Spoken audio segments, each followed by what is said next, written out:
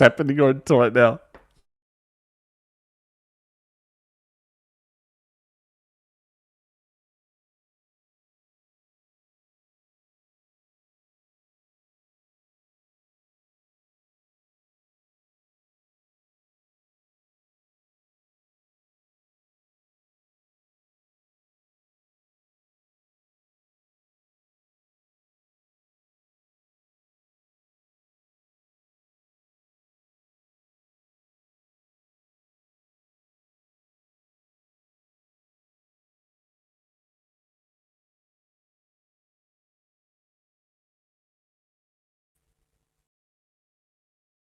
Damn.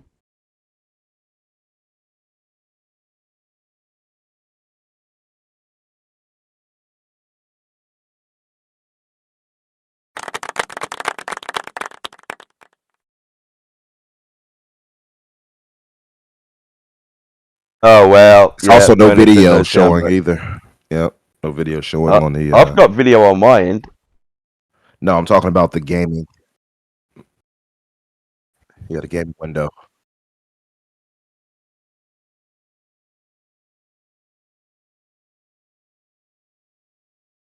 Yeah, Bushy said no sound. Everyone's saying no sound, bro.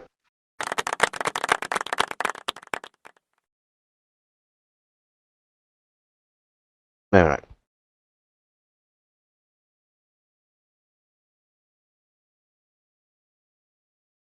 We got Nick.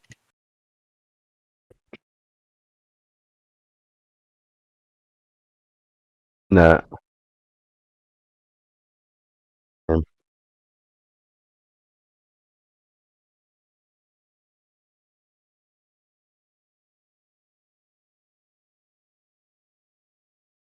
You can hear Peter and Umbra. All right. So that's the video problem then. That's really weird. Sorry guys, we're having like audio tech issues. So you can hear the two most important people. I got you. And me.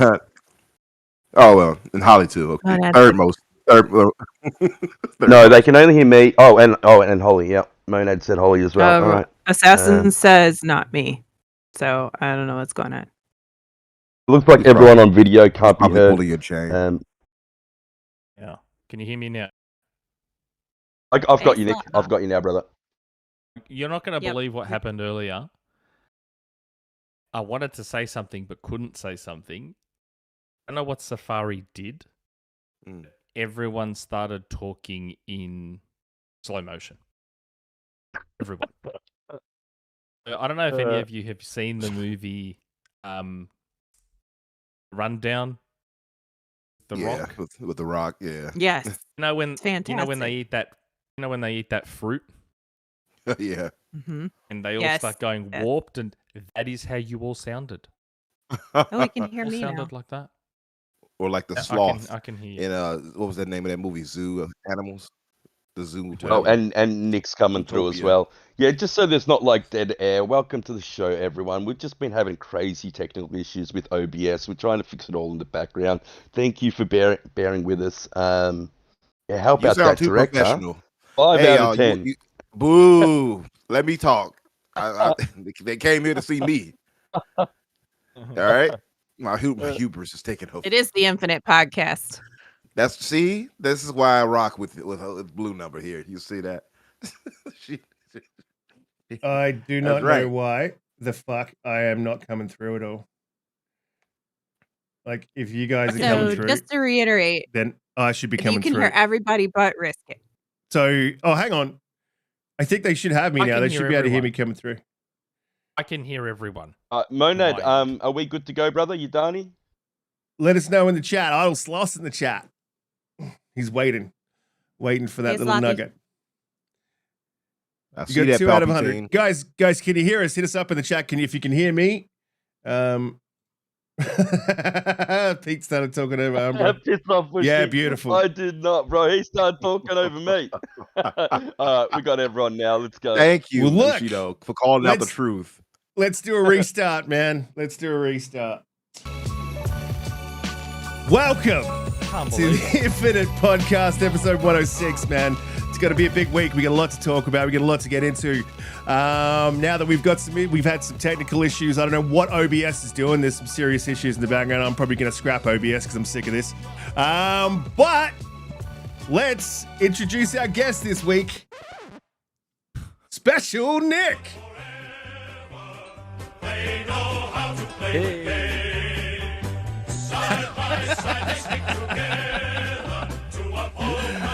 I was going to play my own remixed version of it. Because what if you get DMCA'd? What if Collingwood comes after you for being a filthy West Coast supporter? Collingwood ain't coming after me. Richest club in the game. How's your week been? How you doing? I know it's been absolutely messing around for the last half an hour trying to get this thing working. But how you been? Yeah. It's I've been all right. It's been a very interesting and full-on week this week. For a variety of reasons which we can probably go into. But it's been all right. They're still kind of shit in Melbourne. Yeah. Weather's not great. Some floods and shit going on. Yeah, but We got two good days, Nick. We got 2 good days, brother. Yeah. We've had a couple this summer. Yeah, it's been a very, very interesting week. How are all of you guys going? Yeah, good. I'm going well. Apart from this OBS stuff, which sort of throws you at the start of a show because you have things you want to get into, and then it sort of throws you at the beginning of the show and sort of messes with your mood. But look, I'll introduce the panel and then we'll jump into the show for the week. Blue, got some intros going. How's your week been? What have you been up to?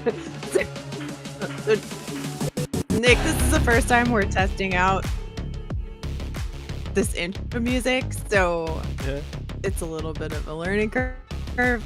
It's all going very well, just like our tech issues. Yes. Hi, everybody. Welcome, and thank you for being here. And I have to do a super quick shout out to Assassin Entertainment in the chat because Nick, he's on our Renegade Realm podcast on Tuesday nights, and he was just dying in this clip the other day of when he sent a message to you guys about not knowing the name of the anime that you guys were, and you just lost it. Yeah, it was such a good clip. It was like I'm old. I'm very old, so I find very simple things funny. In a very different way to Gen Z and stuff like that. So Jesse started being an idiot on our show, and he was showing a bunch of hentai games from Switch. And I was just like, what the hell is this? Like, get this stuff out of my face, please. And then Assassin Entertainment, I didn't initially see him ask the question. Someone else asked the question. They were like, someone in the chat's like, can you tell me what the name of this game is so that I can avoid it? And I fucking lost it. I just found it so hilarious. So funny. It was just, oh my God. I still watch the clip now and I still piss myself laughing.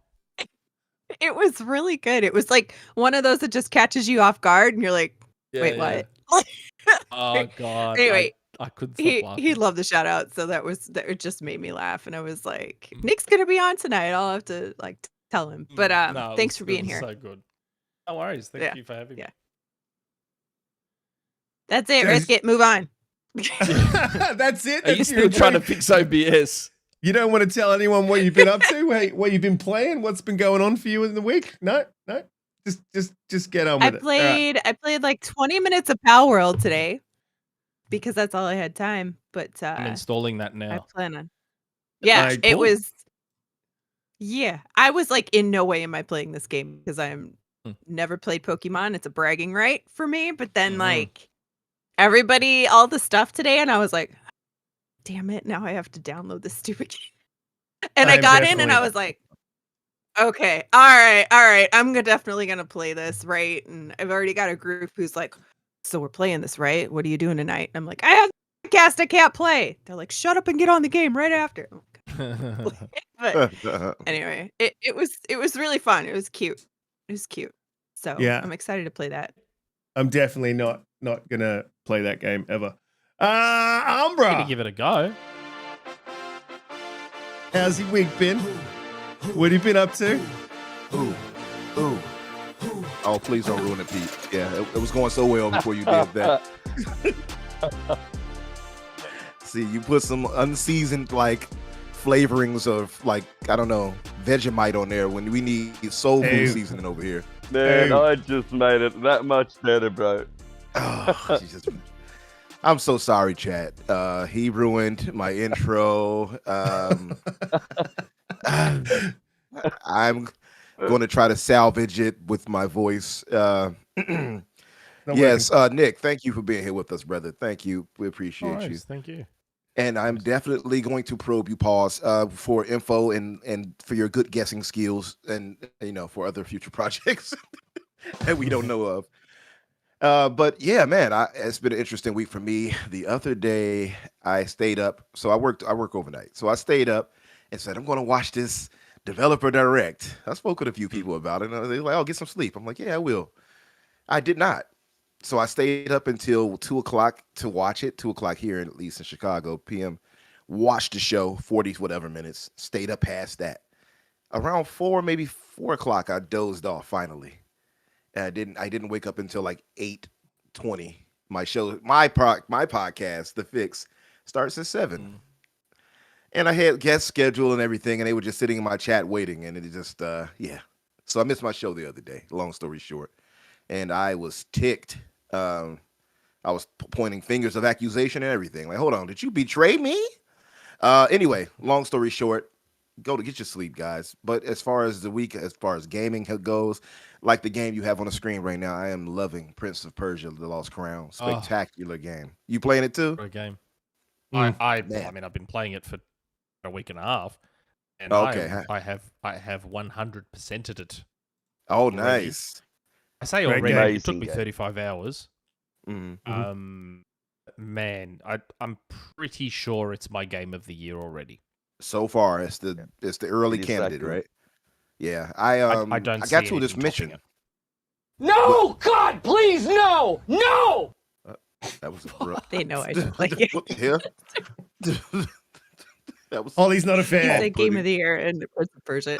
That was off. Really? It was very off-putting right there. Is it that you're not a fan of Metroidvanias, or you're not a fan of Prince of Persia, a bit of both, or is it something else? I do like Metroidvanias. It's a skill issue. That makes me Is it even a skill? more It's a skill issue, Riskit? Yeah. Yes, Riskit will say I'm trash at games, and that's just always the reason, no matter what it is. But he also thinks Cyberpunk is trash, so it like, is. You know, he can't be trusted. That's true. I'm just genuinely curious. If you like Metroidvanias, no, I do like Metroidvanias. I just didn't like the feel of it, and I don't like the art style. It kind of turns me off. What? Oh, look at the face! Look at the face! Anyway, before we get into this discussion, let me just introduce Pete because I did a lot of work on Pete's intro. I actually initially had Mozart, you know I'm interrupting his, right? Oh yeah, you definitely can do it. JediKnightPeter, hailing from Melbourne, the man himself. Welcome to the show. What have you been up to? How's your week been? That was terrible. But I love my music. Like, that was awesome. Love it. He's ruining it. Here we go. He's in there with the singing. Yeah, you ruined it, bro. Yes, perfect. I've been playing as much Prince of Persia as I can get my hands on, get some time into that game because I love everything about it. Amazing. Love the art style, love the movement, so fluid. That one boss is kicking my butt. I don't want to give away too much, but it's the one in the forest. Love the platforming. Yeah. Game is amazing. And I did jump into Power World as well, Hol. No, I don't play games in easy, bro. God, that's all I do. Something in me will die if I did that, brother. But I played a little bit of Power World yesterday. We jumped into a shared world. I think the big problem with that game at the moment is you can only have 4 people in a shared world. And I think the enjoyment will come the more they open that up. I think it's 32 on Steam, so that's my big problem with it. It's very fun. It's like Ark mixed in with Pokemon. Yeah, a lot of fun. I jumped in with Boba and Casual and Malt and I can't remember who else, but yeah, it was really, really fun. I think I'll jump back into it. Ark's like right up my alley, so yeah, I think I'll play that a little bit more. And the developer direct, I don't think you're gonna like what I had to say. I don't like the first-person perspectives for both Avowed We'll get and into all that. Indiana You Jones. spoiling it's really the pot. disappointing to me. He's like You jumping spoiling straight the in. pot. Yeah. We'll get into that. Well, you ruined the surprise there, didn't you, Bucko? We'll get into all that. But, I'm done now. it was a whole show. You know what I need? We need to get that that probably for Umbra and Pete. We probably need to get that thing that Jeff Keighley has. Start playing the music, comes in slowly. The wrap it up thing. We've got that for Giant hook. I talk too You much. need the hook. Listen, I had my stuff disrupted, so it's not my fault. Somebody would not have put their Vegemite in my soul food. Made it better. Couple of things I want to sort of address, because last week we had probably our biggest show that we've ever had. So anyone who's new has come back into the chat. You guys are amazing. You guys that have stuck with us the whole time. Really appreciate it. Mag got a lot of shit for that whole thing. So there's a bit I can say, and there's a lot I can't say. So I sort of wrote this down. So I want to do it because I wanted to address it. And what I wrote was addressing the recent leaks last week on the show. Journalists don't give up their sources. Why would you think Mag would give up his sources? Would you ask Nick to give up his sources? They're not going to. It just doesn't happen. Concerning the validity of his leaks, because I know he said a lot. We've already seen multiple confirmations on certain things that he said from other major insiders. There's more that I would love to say to confirm his validity, but I can't. All I can say, if you think we're genuine, then we're telling you that the man has integrity and he doesn't chase clout. He's a good dude. And we appreciate him giving up all the nuggets that he did drop. And we've got nothing but love and respect for the man. And I wrote there that he's a good egg, but Peter doesn't like the good egg thing, so I'm cutting it out. Hey, Colt's in the chat. Will you just put it in? He is. He is. And look, we appreciate the support that we get from the community, from the chats, from the people on Twitter, from guys like Nick, guys who've got like bigger podcasts. We appreciate you guys coming along and helping us out by appearing on the show. And we just appreciate like everyone in the community who is cool, man. And I don't think the attacks were warranted. He let out a fair bit of info that in my estimation, from what I can glean, and I'm not saying I'm an insider, but I can ask people specific things. From what I could glean, is most of it was pretty accurate. Obviously, I can't prove all of it. Welcome to my world, Meg. Welcome to my world, Meg. Time to start copping some shit, buddy. You can't all just be me copping it. Start copping some too. Share the love. Mag didn't need to share that information. He did us a favor. He made it our biggest show we've ever had. Almost 7,000 views. That's the power of the man. There was a Misty Matty Plays video on it. Like he didn't need to do any of it. So I wanted to say personal big thank you to him. And Pete, I hate to trust burst the in your man's bubble. integrity. And I also want to say hello to was all Shane thanks to Bailey in the chat. That was all thanks to me, Welcome, Pete. I just Shane. want Thanks to for clear coming that through, up. It's also, you need to thank Idle Sloth too for putting those out and putting that in. Yeah, Idle's Idle man. definitely boosted it. What's up, Yeah. Shane? Sorry about yesterday, brother. Shane was one of my guests that I stood up. He For slept those in. watching now, normally when I do this stuff, I try and jump into the chat. But I don't do podcasts in Discord very often, and as we've discovered, Safari and Edge are having serious problems with me in Discord. So I'm not opening any other tabs or any other things because I don't want what we have to break. So I have my iPad in front of me right now, and that's the only way I know there's a chat going on. If you don't see me replying to stuff, people, it's because I don't want to sit there typing on my iPad to reply. So I saw a comment from Colt, because I just saw it now, saying, acknowledge me, Nick. A Colt. I jumped onto Reddit when that thread started, when that X1 Stas dude mentioned May 21st for Hellblade. Someone on Reddit started a thread based on him, not on Colt. So I jumped into that Reddit thread and I said, I'm pretty sure it was Colt who said May 21st first. And then last night I mentioned it on a podcast. Got ours last week. We mentioned it. So, hey, I was there, mate. I was there jumping in to you. Mhm. So don't you lip. Thank you. Look, I want to jump into the direct straight off the bat because that's the biggest news of the week. And then I'm sure that the back end of the show, Umbra is going to try to ply Nick for any news that he has, as is the way. Okay, so a lot of you guys in the chat are going to be pissed at what I said some stuff on Twitter. I said I was bitterly disappointed on Indiana Jones, and there was a lot of... I saw that video. Yeah, there's a lot of pushback on that, and I will hold to exactly what I said. If you don't want me to be honest, you can get fucked. I have no problem with you not watching, following, liking, sharing.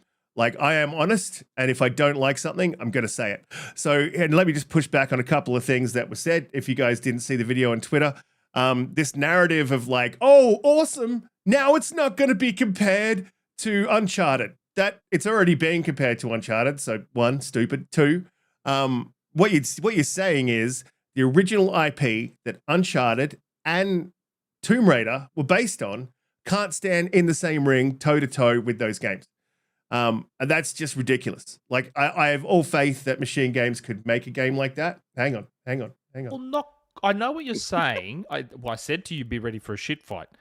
Now, I understand what you're saying from that perspective. Indie as an IP was the one that inspired Tomb Raider and then in turn inspired Uncharted.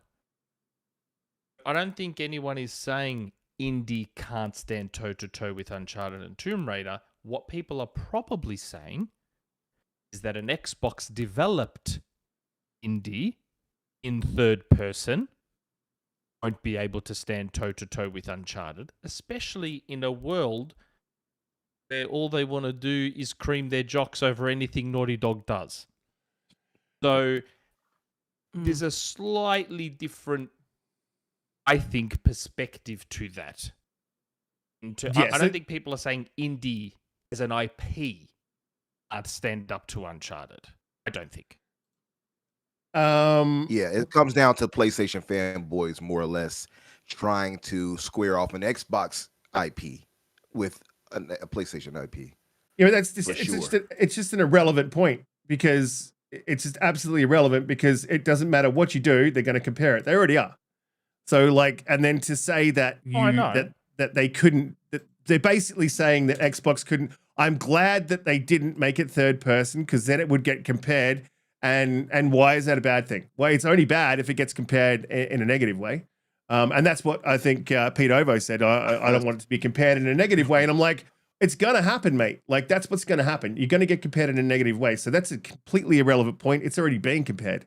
The other thing is he just wants an Uncharted clone. I'm like, oh, fuck up. Seriously, I don't want an Uncharted clone. That's not what I was asking for. What you could do with this game, what you could have done with this game, what they should have done with this game is the just one that we've all been asking for. What they should have done with this game is run with what they've done, which is a more of a slow melee combat. Uncharted's a shooter, melee combat, puzzle heavy, traversal heavy game. It is that, but it's in first person. And if you did that in third, that is not an Uncharted clone. That is not what I'm asking for. That is not what I said. I really love how Twitter likes to put words in your mouth. Definitely. So I get what you're saying. And obviously, as someone with a podcast and a Twitter presence, I can't hide from anything I've said in the past. So back when I was told it was going to be a mix of both, I said if I had a preference, I would have gone for third. I also said I think it should probably be third. Having said that, my reasons for wanting it third were wrong. Because you just gave the reason you wanted it third, and that was the reason I said it should be third. And I think that's the wrong reason to want it third. We're ultimately saying make it third person because it's a checkbox, and now Microsoft has a third person action adventure game with slow walk and talk and blah blah blah blah blah. And I feel like that's the wrong reason to want it in third person. Yeah, that's definitely the wrong way to look at it, Nick. Look, my point of view is that I think it should be in third person as well. And in the developer direct yesterday, they said it themselves. They said that it's Indiana Jones. And to make an Indiana Jones game, you need to see the hat. You need to see that silhouette. That is iconic imagery of Indiana Jones. It's as much Indiana Jones as the John Williams score, and not being able to, and they did it. They said it themselves in the direct when they pulled it back and he started climbing up. Like, you saw Indiana Jones. I mean, why make an Indiana Jones if you can't see Indiana Jones? So that's my problem with it. I still think the game's going to be great. What about the perspective that in first person you are Indiana Jones? I don't want to be Indiana Jones. I mean, Indiana Jones is an established character. I don't see myself as him. I want to play as Indiana Jones. I think it's different if you're playing an RPG game where you get to design your own character. Say something like Avowed, which is also that first-person perspective. Then I get to see myself in that character, be that character, and play out my high fantasy dreams. But being indie, yeah, I mean, look, I get it. We all wanted to be indie as a kid, but I don't think that. I think you're doing Indiana James game a disservice by putting it in that perspective. I look at it different than both of you in Risk. I definitely get your points. I think they're valid. However, me having better taste than both of you, I think that he walked away and still heard that. No, but seriously, I get your points. I kind of wanted it in third too. I think we all kind of agree we want it third. However, I am of the mind that just because they didn't give me what I would have preferred does not make it a bad thing. They're giving me what they prefer. They're giving me their expertise is in first person shooters. They're giving me that perspective. So I'm not mad at don't that. make the As game. long as they deliver. Well, no, make the game. Yeah. Make the game their way. Yeah, why not? And I say this or because give it to somebody as long else. as they deliver, deliver the game as you would deliver it, but deliver it great. That's all we can ask for. If you could deliver a great game, still action packed, you still have third person perspectives in it, I'm all for that. I'm not trying to force my vision onto their vision. That's the way I don't want to upset you. Great game. And I'm definitely going to go to Blue, and we'll keep kicking this around because this is obviously a big argument in the community. But then take the game off machine games. All right? But why though? Yeah. If they're not going to make the just one with listen, this is the thing. I'm a big indie fan. Need it? So you're taking an IP that I love, and I want it in third person. And I'm I know this is just one opinion. I want it in third person. And I wanted it in third person. I hope for it in third person. It could have been the just one. It's the big AAA IP. It's the massive. It's like a huge IP for me. I mean, I know it's obviously waned a little bit over the years, but us old fellas, it's a huge IP. It could have been absolutely everything, and now there's a bit of taint on it. And you just know that these guys are going to dock it because it's first person. 100% it's they are. clunky. 100% That's what's going to happen. It could have been that just one that nailed it. Like. Yeah, but I don't think that's why you're saying that though, Riz, to be fair. I don't think you're saying this because you're worried about them docking it. You're worried because it's not in the perspective you wanted it. Let's just be honest. Yeah. So you're not worried about the score. Here's the thing. Question. Would you rather a third person game that's shit or a first person game that's amazing? I don't sign me up for amazing. Hold on. If we're just throwing shit out there now, what's the question? Would you rather, if you had a choice between a garbage third-person game and an amazing first-person game, which would you choose? The amazing. I agree with what you're saying, Nick. Honestly, and what I like about machine games is how they treated Wolfenstein. I think the New Order did the origin story perfectly. It was brilliant in every way, and so I do have faith. I love the setting. I think 1937 between Raiders and Last Crusade is perfect. So I think that the story is going to be fantastic, but I just hope so much that it was in third person because I love Indiana Jones. It is so close to my heart. It's one of those movies that you watched 100 times. I totally understand the desire for third. I said myself, if it was my decision, I also would have made it third. I said it back on our podcast when I revealed that it was going to be both. I said I would have gone third. Having said that, what I've also said 1,067 times is that I just want Xbox making good games first. Worry about the rest of the shit later. I agree. Just make a good game first. And this Blue- game looks fucking good. It looks Blue, like you were a going to really jump. Blue good was going to video jump in game. there, so I'm going to cut you off. And Blue, what were you going to say? Because I go. haven't heard your opinion, and I want to know. You probably completely disagree with me, and that's fine. And a lot of people are calling me a bit of a pony. But like, I can take that. That's fine. I've got no issue with that. But like, it's just what I feel. What did you feel? I mean, I'm not saying it looked like a bad first person game either. I'm just saying it should have been third person, like flat out Xbox. What are you doing, Holly? Look, in a perfect world, to me, it would have given you the option to be one or the other. But because we're in a world where that is not the option, I like first and third, so I really don't care. What I do think is that machine games can totally do a third person. I have no problem with that whatsoever. I'm confident that they could do that. But Todd Howard loves first person, right? And he was the producer. Fucking so Todd. Yeah. I feel like that was already like a very like probably should have been obvious, right? Just knowing that he was producing it, right? But then the other thing is like it's just I don't think for your point about the just one, right? I agree. Xbox has a third person narrative driven problem, quote unquote, right? Like we have Gears, we have a couple other, here and there games that are third person narrative. So Hellblade, yes.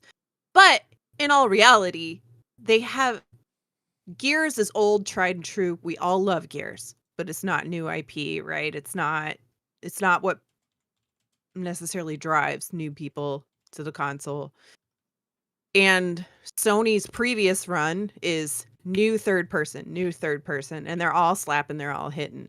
And Xbox does have an issue with just one, right? Like that new third person IP. But I don't think Indiana Jones was the right game to fill that because it is an established IP.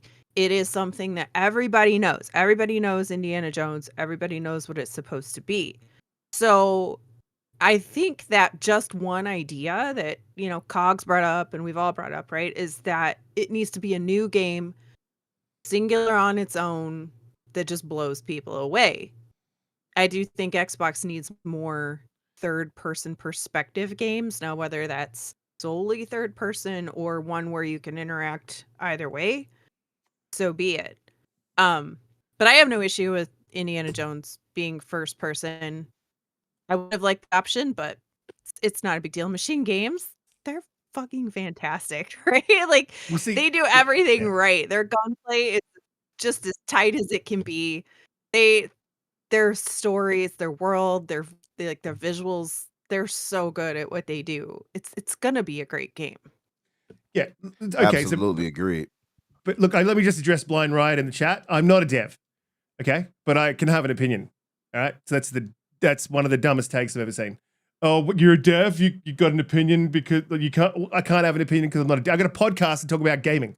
That's what I do. I have opinions about games. So saying that is just ridiculous. Assassin, you don't know if South of Midnight's going to be third person either. You don't know that. No one knows that yet. Maybe Nick knows that. Nick? We don't know yet. The rumor is it is, but we don't know it yet. Yeah.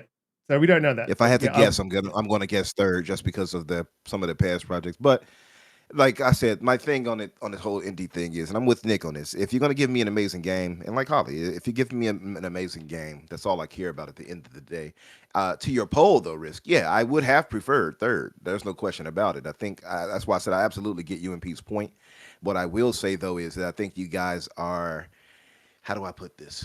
I think you guys are killing your own enjoyment when you do that because you're already writing it off because it isn't the way you wanted it to be. So by the time you I'm actually not play it, writing it off, brother.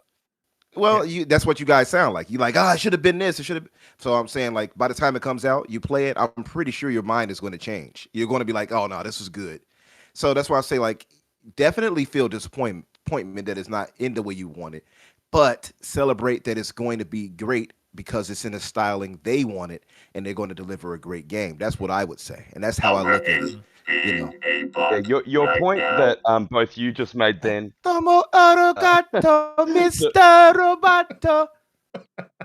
Point that you just made and Nick made earlier is a point that I've been screaming from the rooftops for a while on this podcast, that you let the developer make the game they want to make.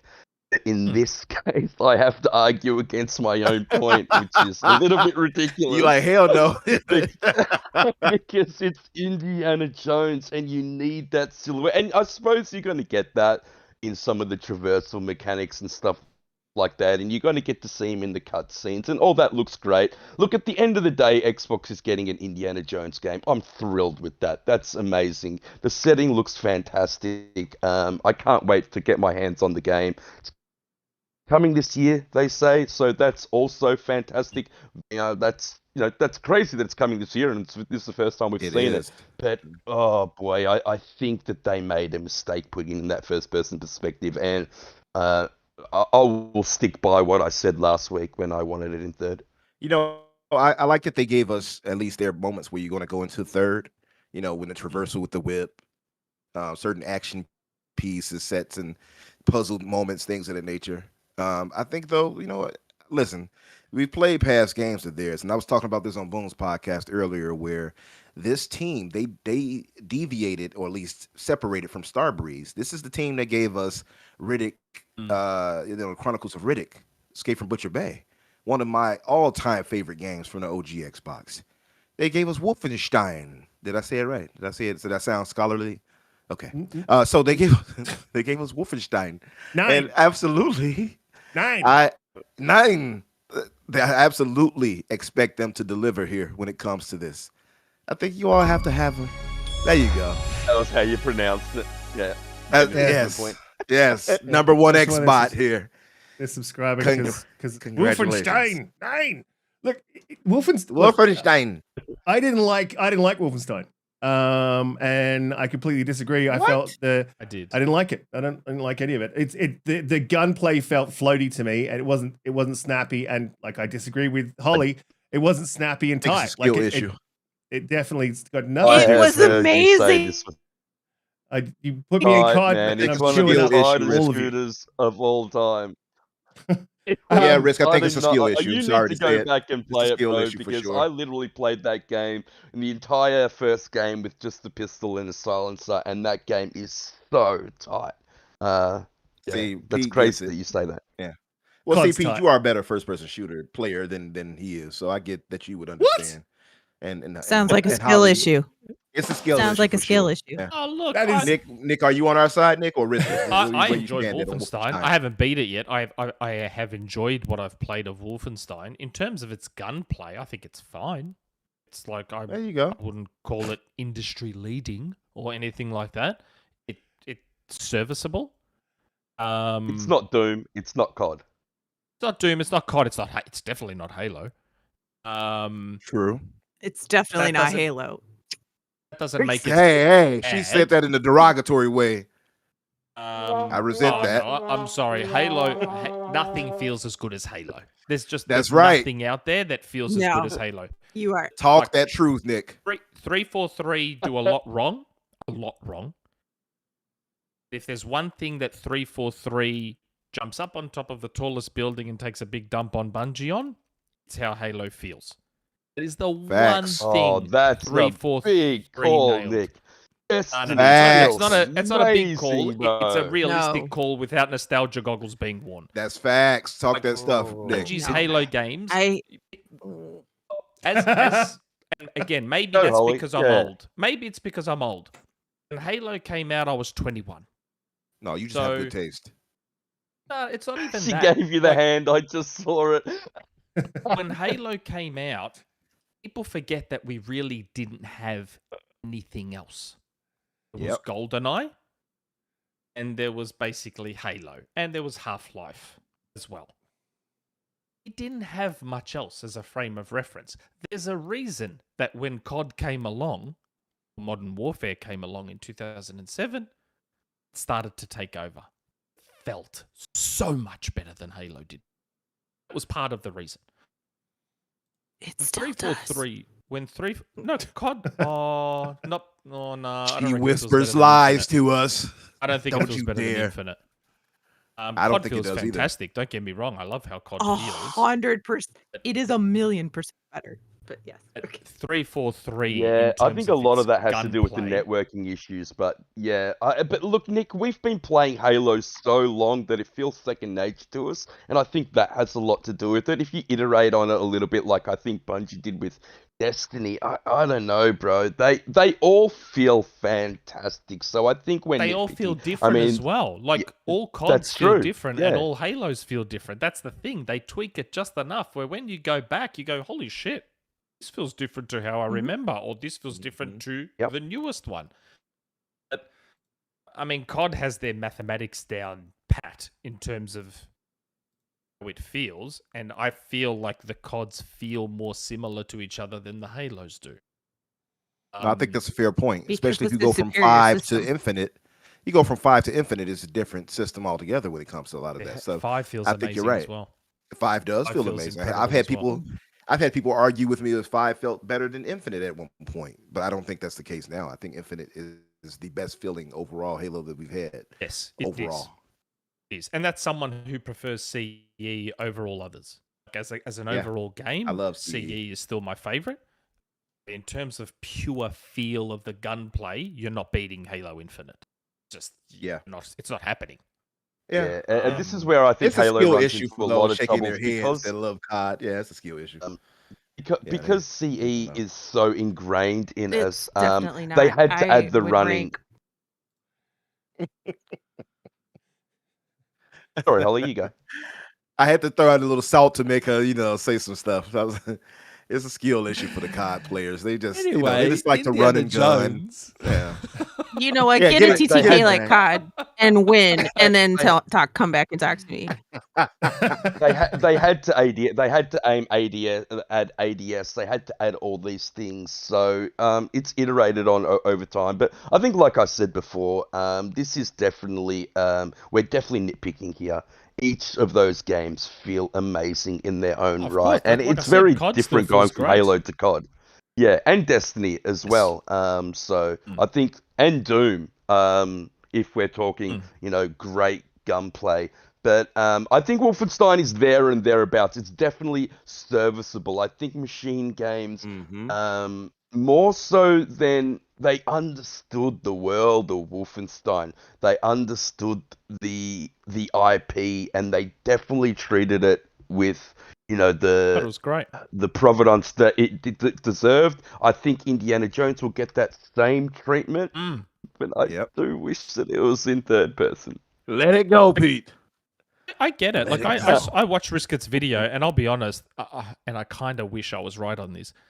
At first, I thought Riskit was gonna imitate. Have you seen that video of that young kid who was drinking and driving and filming himself, and he rolled his truck? I saw that. I actually thought Riskit was going to do a riff on that.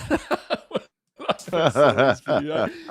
And I was secretly hoping that what he was going to do, and he was going to be like, "Oh my god, I rolled me fucking truck." But, I did watch Riskit's video, and there are certain things where I won't say I agree, but I understand where he's coming from. So I saw a lot of people, and I've done what Riskit's done, where you're thinking about other stuff, or you've just woken up, or you're not in a mood, or you're in the middle of an argument with your kids, and then you see something online, and you say something in a very exaggerated manner, like Indy looks like a 360 game. Yeah, that was I exaggerated. know he didn't literally mean it looks like a 360 game, but I've had those heated moments where I will say something and exaggerate a little bit. Because it was funny. I was on, I think he's still in the chat. I was on the Xbox Hall of Gamers podcast last night, and we were having the same discussion. I said it's funny how indie video starts and he's in the sand and that guy, I have no idea who that guy is talking to him. And it looks okay. It looks fine. Then as you zoom in, his bandage on his nose looks weirdly very, very detailed. I'm like, God, why have they put so much effort into that nose bandage? Like, it just seems so... It stood out to me that nose bandage was so wildly detailed, but then the rest looked okay. She's drinking. She's loud when she drinks. There were things there that looked a little bit odd, like when Indy smiled at the end. And I hope these things get fixed. I think back to the Wolfenstein scenes, and I think they looked fantastic. So, yeah. But like, the graphics thing is interesting. Like, I don't think it's an ugly game per se. I said last night, it's not. Oh my God, industry leading, one of the greatest looking games out there. But you know what it is? You know what it is? It's the uncanny valley stuff. Where it just if you watch the animations, because I watched it 4 times last night, and I was like, what is my problem with these characters? Because like it doesn't look like three that was hyperbolic. I can apologize. I want to do one of those apology videos. I'm sorry to the Xbox community. I didn't mean to do that. I just but whatever. That is all hyperbole, bro. The whole thing is hyperbole. But it's uncanny valley when you look at their face. And they smile, there's parts of their head that aren't moving that should. When they speak, there's parts of the face that aren't moving. The eyes don't work the way that they should. And it's not bad, don't get me wrong, but it's definitely not the level that I was hoping for. I was hoping for the mocap sort of level. And look, I know if Hargeet was here, he'd be losing his mind about it. There is mocap in it. There is mocap in it. Who did that? You're looking for the Last of Us. You're looking for like the Last of Us level kind of mocap for the face, I think, right? And I think that's fair. I think that's fair just to say because okay. Sorry, I brother, think that's fair just. I think that's fair just to say because it's a high-end IP. You kind of, at least I did. I expected more put in that part of it, especially with you paying to get Harrison Ford's face scanned into the game. So I definitely get what you mean on the uncanny valley part. But I would say this too. I would ask at least, and I asked this to someone else. I said, do you guys think they tried to blend a bit of Harrison Ford and Troy Baker? Because at moments it didn't quite look all the way like Harrison Ford to me. At moments it looked odd. So I think that's just a capture of Troy Baker coming out. But I was thinking about this today. And we were talking about this, I don't know, a few podcasts ago when we were talking about the price of AAA games has become astronomical. And I think Xbox it's out of control. And I think Xbox have pared it back to a point and a level where they can get enough detail into these characters without completely exceeding a budget that they need to hit. I feel like I stand alone. This is where I landed. I don't know if I'm right. I reckon I stand alone on the graphics argument. I keep seeing people talk about how graphics should be, and this should look like this, and this should look like that, and then they compare it to what Sony's doing, and blah, blah, blah. Here's a take. And I don't understand why this isn't discussed more in gaming circles. So, you have sporting teams, right?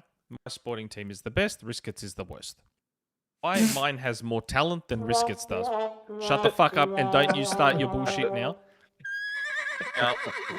Why is my team better? My team is better because there's more talent on my team. The talent that I have on my team is better than Riskit's. Riskit's club is still great. West Coast Eagles are a very rich and well-run club, but they just don't have much talent right now, or the talent is young. So I can't listen to this shit. Be very good yet. My team is extremely good and has a lot of great talent on it. So they're performing very well. I think hopefully you guys know what I'm getting at here. Collingwood sucks. Yeah, look, but Machine Games has proven themselves as like I think Shadowless AU put it some of the best cutscenes in the industry for Wolfenstein. So yeah, look, you're right. I don't think anyone has the talent that Naughty Dogs has. That they are, I think, quite honestly, second to none. That's the point I'm trying to make. So yeah, at some point, people have to realize that maybe a lot of these studios at Xbox just don't have the right talent in the right areas to produce industry-leading visuals. Maybe they just don't, and that's something everyone has to accept. Like, Halo 4, back on Halo 4, arguably the best-looking game of that generation, a game that probably shouldn't have been possible on that hardware. Like, all they did was up-res it and run it at 60 on Xbox One, and it could pass for an Xbox One game. Like, that game looks ridiculous. Now, why does Halo 4 look so ridiculous versus every other Halo amongst its peers? And one of the key people behind the tech team at Halo, at 343, Corinne Yu, left 343 into Naughty Dog, and Uncharted 4 wound up being one of the greatest looking games of its generation. mm-hmm. So, and then all of a sudden we went to Halo 5 and how that looked. So there's something to be said for the talent you have at your studio. And that's not to say that Machine makes ugly games. Machine has never, ever been known as a studio that makes these stunning, gorgeous games that everyone raves about their looks. It's just not what they've ever done. So I don't know why all of a sudden people are expecting it for indie. Same way, where look at Hellblade. Ninja Theory have this tiny studio on a shoestring budget with the first Hellblade, and look at how that game looks. Maybe Ninja Theory, and that's why Sony probably liked Ninja Theory so much back in the day, because they had the talent that did what Sony focuses on, make these beautiful, gorgeous games that just wow and floor people. And look at Hellblade 2.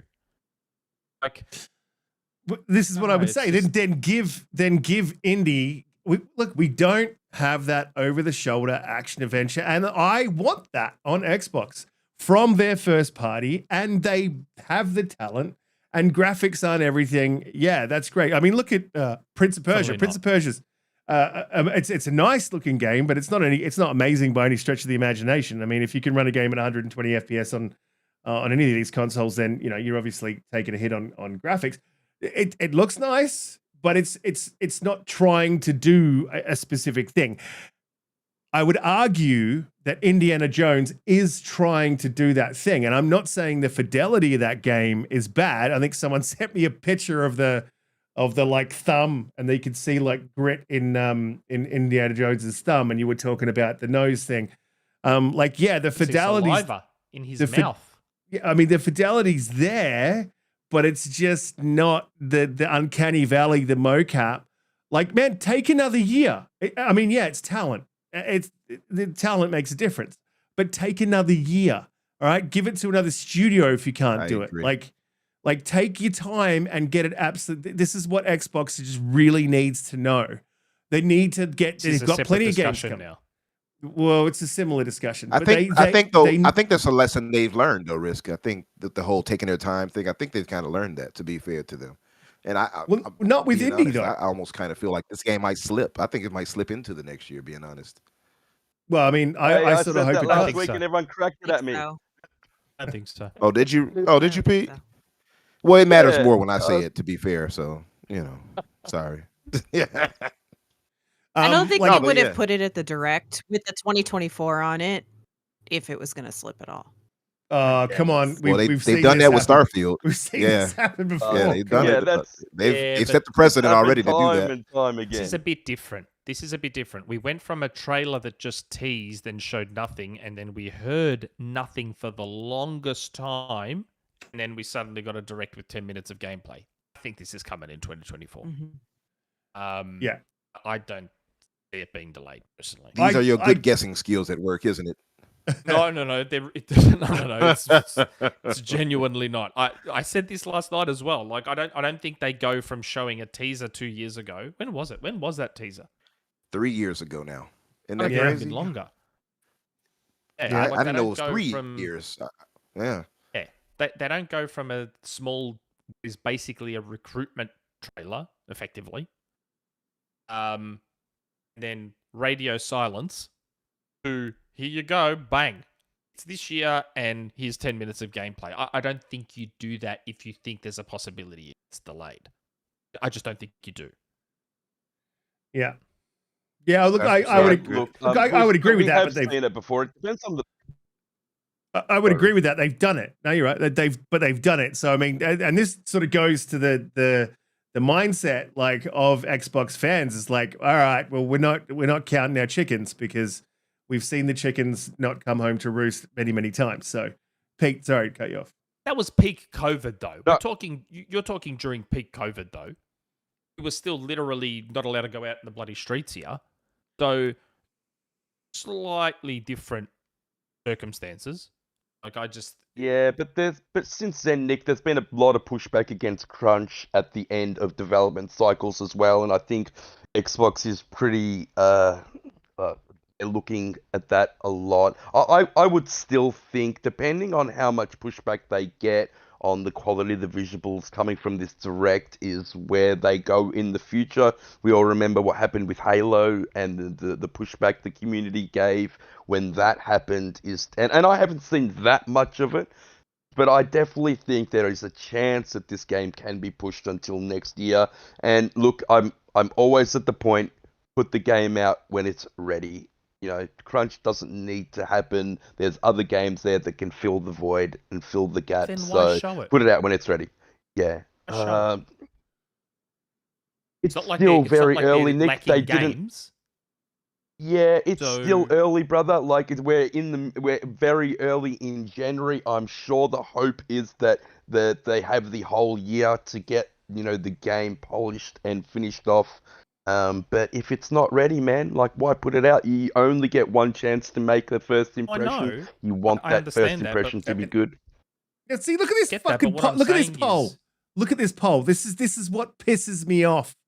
Like, I love you guys in the chat. You guys are amazing, but I'm going to attack each and every single one of you that voted and gave 62%, because I can almost guarantee, had I thrown this poll up 2 weeks ago and said, what do you want? Do you want it in third or do you want it in first? You'd all be like, give it to us in third. And that's 110%. And all I'm 100%. asking from the Xbox community is, can you be a little bit congruous? Can you have a little bit of integrity? Can you say the truth? Like, I want it in third. I'm happy to say it. I actually voted for I disagree with our esteemed showrunner here. I think you all have full integrity. Make sure to come by and subscribe to my podcast. Listen, so I think most people prefer first person, though, to be honest. Like, I know Sony has this like secret, like all this catch on third person, but I think most people like first person more. yeah. What was that Oh, magical that's a big sparkle thing I call. just saw on your screen, Nick? What was magical sparkle? Yeah, Look at Nick. it too. What's up with that? Look Riskit at can do it Red as Dead well. Redemption.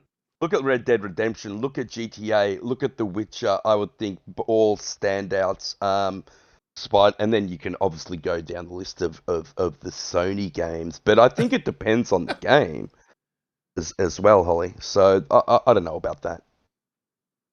Why is it not working?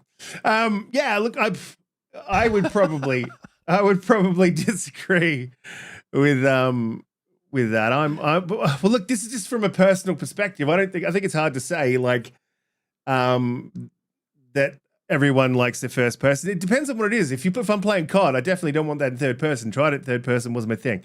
But if I'm playing an action adventure game, I think it really depends on like, what the hell? It really depends on I need to know how you do that. You have to tell me after the show.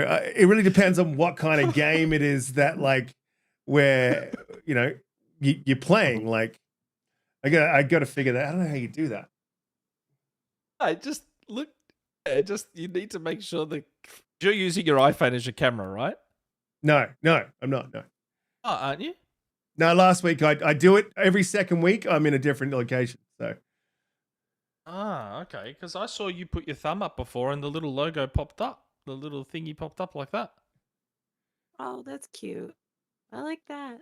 And that's why I thought you were using an iPhone as your camera. Huh. Yeah. That's an iPhone Hey, feature. That's there an you go. iOS feature. Oh, okay. Look at you, iPhone users. Yeah. Oh. Hey, Yeah, what's man, up, I got OBS? Android. Good to You can see do you, this brother. for hours. I thought it's Friday night state night, bro. You done gave Riskit a new tool. Look at he's happy. He's about to be doing this all night. We discovered on our show that it's an iPhone thing, iOS Right. thing.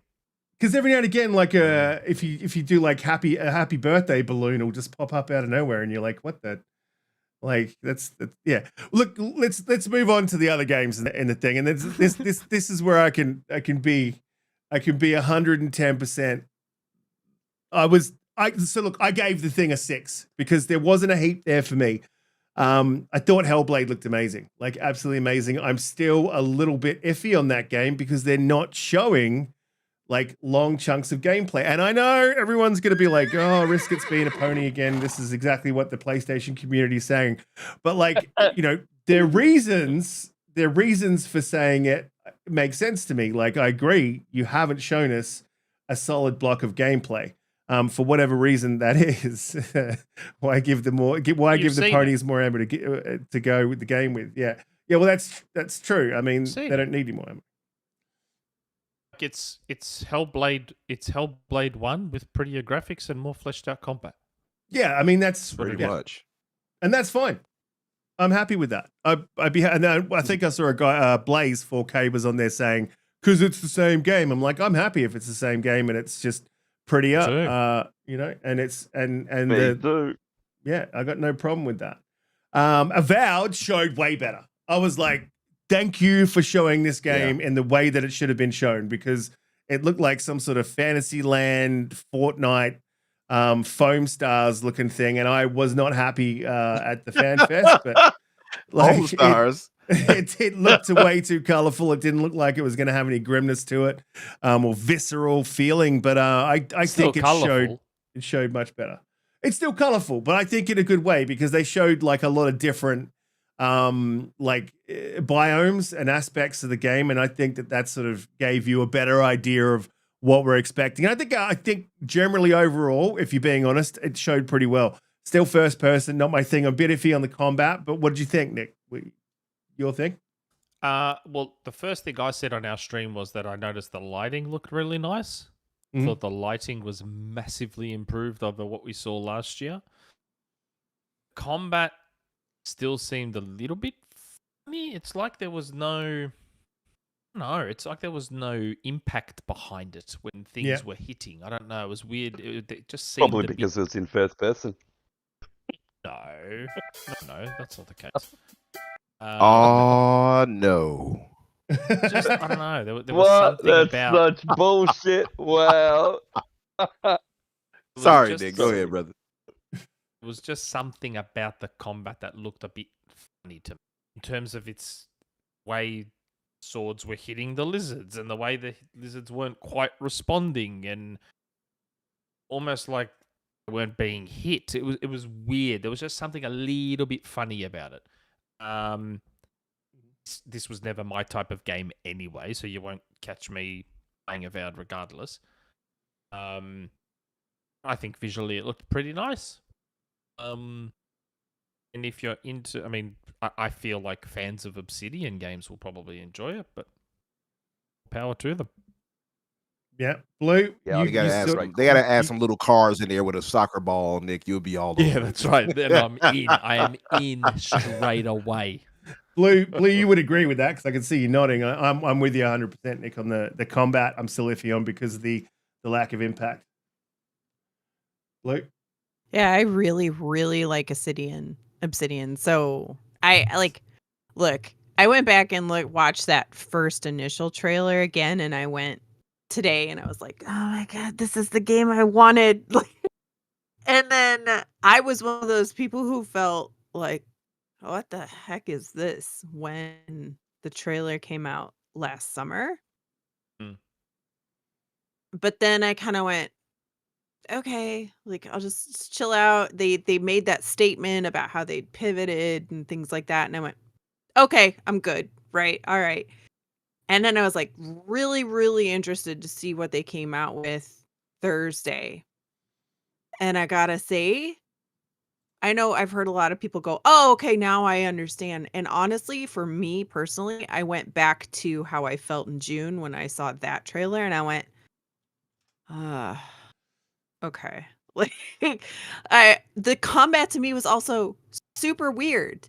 And I thought, is this a tutorial section? Is it slowed down to show the impact and like to explain like what these wands are doing or what these other, like the fighting elements? Is this a piece of the game that's not the actual combat play? Because it looks odd. It's a little slow.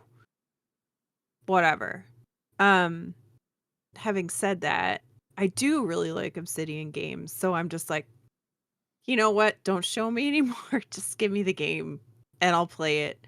And I'm sure it will be 100 times better than anything I have in my head right now of what I've seen so far. And that's like the studio itself and the prestige for me personally that comes behind it is the only reason that I'm like, okay, I'm willing. I'm just going to ignore the ringing bells in my head that kind of go, I don't know about this, right? And then today I saw I do that with women a somebody lot. posted. Sorry. That's why we have such a love-hate relationship, right?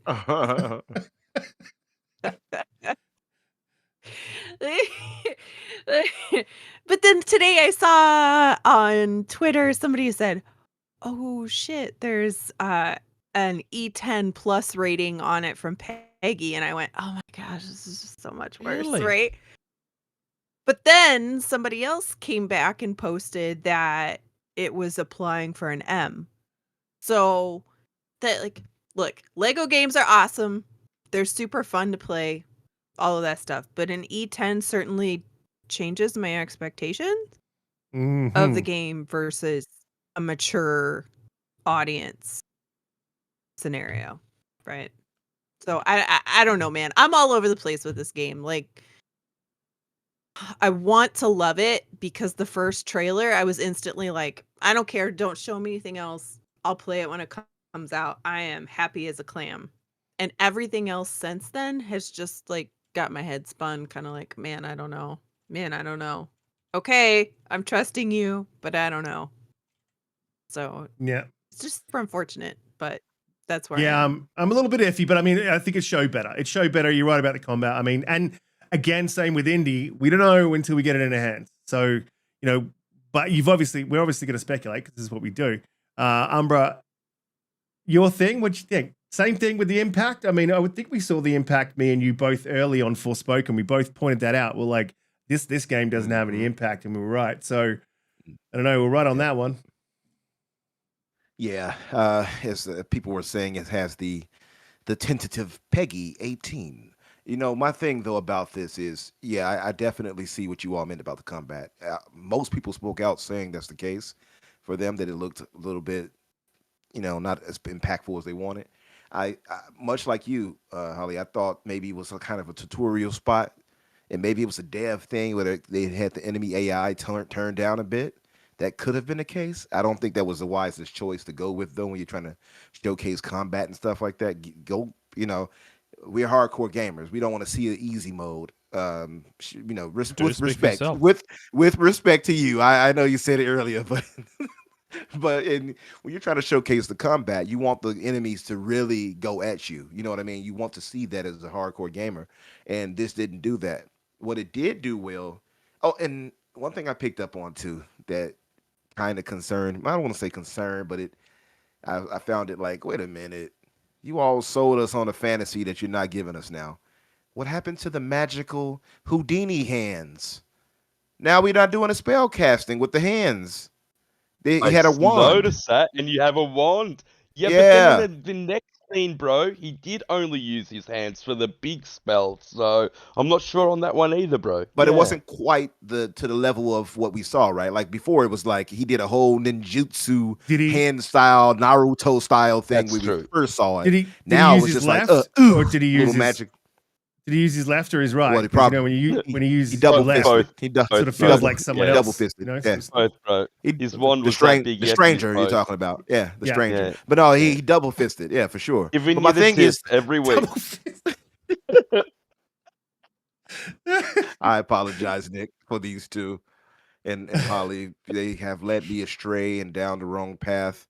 Not the goat path, but the wrong path. But anyway, so my thing though about this is, thank you. My thing, I'm here every week. So my thing though about this is that the hand gestures, the magical spells that we would do. I was talking with Boom and Cast earlier again, and I mentioned it there and said that's kind of like a major thing that I thought was going to be the selling point for this. And then we had the Immortals of Avium, which kind of did it. And I was like, oh, they kind of beat them to the punch with Immortals of Avium. And then fast forward back to this, and it's like Yodani said in the chat, Wingardium, what was that spell he just cast from Harry Potter? Leviosa. There we go. Leviosa. Yeah. What happened to the magical Houdini hands? You know, and they had the double-handed one. Oh, one left, one right. I was like, no, it's not what I wanted. So I don't know. I think they took it out. No, that's cool, but it's not. Sprinkles, but but that's not what I wanted. I wanted the magical sprinkles. Yeah, but that first trailer was CG though. That very first trailer that everyone was like, "Oh my god, look at that!" That was a full-blown CG trailer. So I think that played a little bit of a role in it. But to be fair, when we saw the actual gameplay, they showed it then too. And actual gameplay, they actually showed it after that. Remember? And even the leaked footage showed it. It was a leaked video that showed them doing actual hand casting spells. And then fast forward to now. I didn't see that. Yeah, I'll see if I can find it and send it to you. But yeah, it's just they deviated from that. So it's kind of like, are you all giving us the game that you envisioned before? Or did you have to make concessions and now it's going to be less than? Now, I trust Obsidian, so I don't want anybody getting the wrong idea. So I think it's going to be a great game regardless. And if you all recall, I was the only one on this podcast bigging this game up. I was the only one like, Val was, it got me. You got bad this taste, before. right? Hey, listen, hey, this is before our newly esteemed colleague Holly joined us, but now she's on the right path, but before it was just me like standing against the heretics. But my thing too is I noticed the like detailing in the characters. I thought that was really solid. Actually, it surprised me how well the faces and stuff like that looked. Animations for the mouth, of course, the lip sync was off. So they'll likely get that in order, I'm assuming, over time before it releases. But the lip sync was off, but the cloth and stuff like that and the faces and the detailing and the polygons in it kind of reminded me of Baldur's Gate 3, just lesser. Like, I think Baldur's Gate 3 is more polished in that regard. You need to put them side by side, bro. I don't know about that. You think Baldur's Gate 3 is better, right? Much better. Yeah. That's what I was saying. Far and away. Yeah, I'm saying it's reminiscent of that styling when the clothing era that it's in. But Baldur's Gate 3 is obviously more polished in that regard. And I noticed the dreaded Killmonger locks too that they keep putting in. Like, what's up with that? In every game, they have to give the black character the Killmonger locks. What's up with that?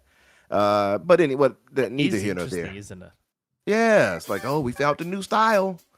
Is it my imagination, or do they go through phases like that? Where it seems like we'll have a whole bunch of games with one hairstyle.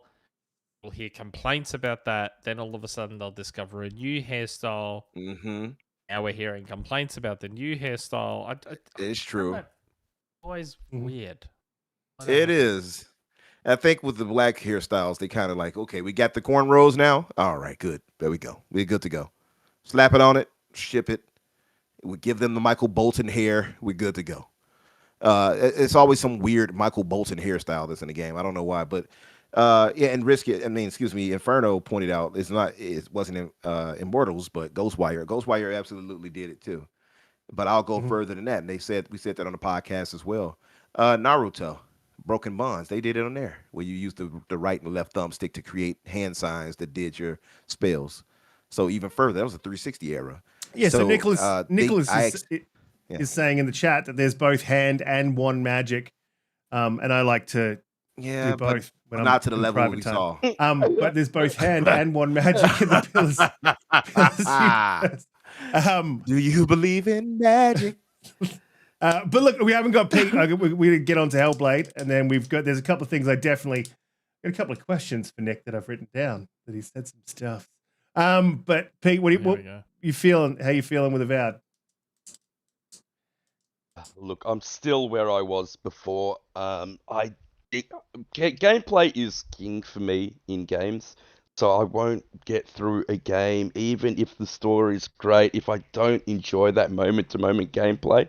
And as soon as I heard this was going to be first person, my heart dropped a little bit. Now, don't crack the shits at me, chat. This is just my opinion, but I just can't see myself getting through that game because the combat just didn't look like it was going to be enjoyable to me. Now, I hope I'm wrong, but it doesn't look, Holly, I think you pointed out perfectly, it doesn't look impactful. It doesn't feel like it has any weight behind it. I do like that you can mix it up and you can have 2 wands, you can have a sword and a shield, you can have pistols.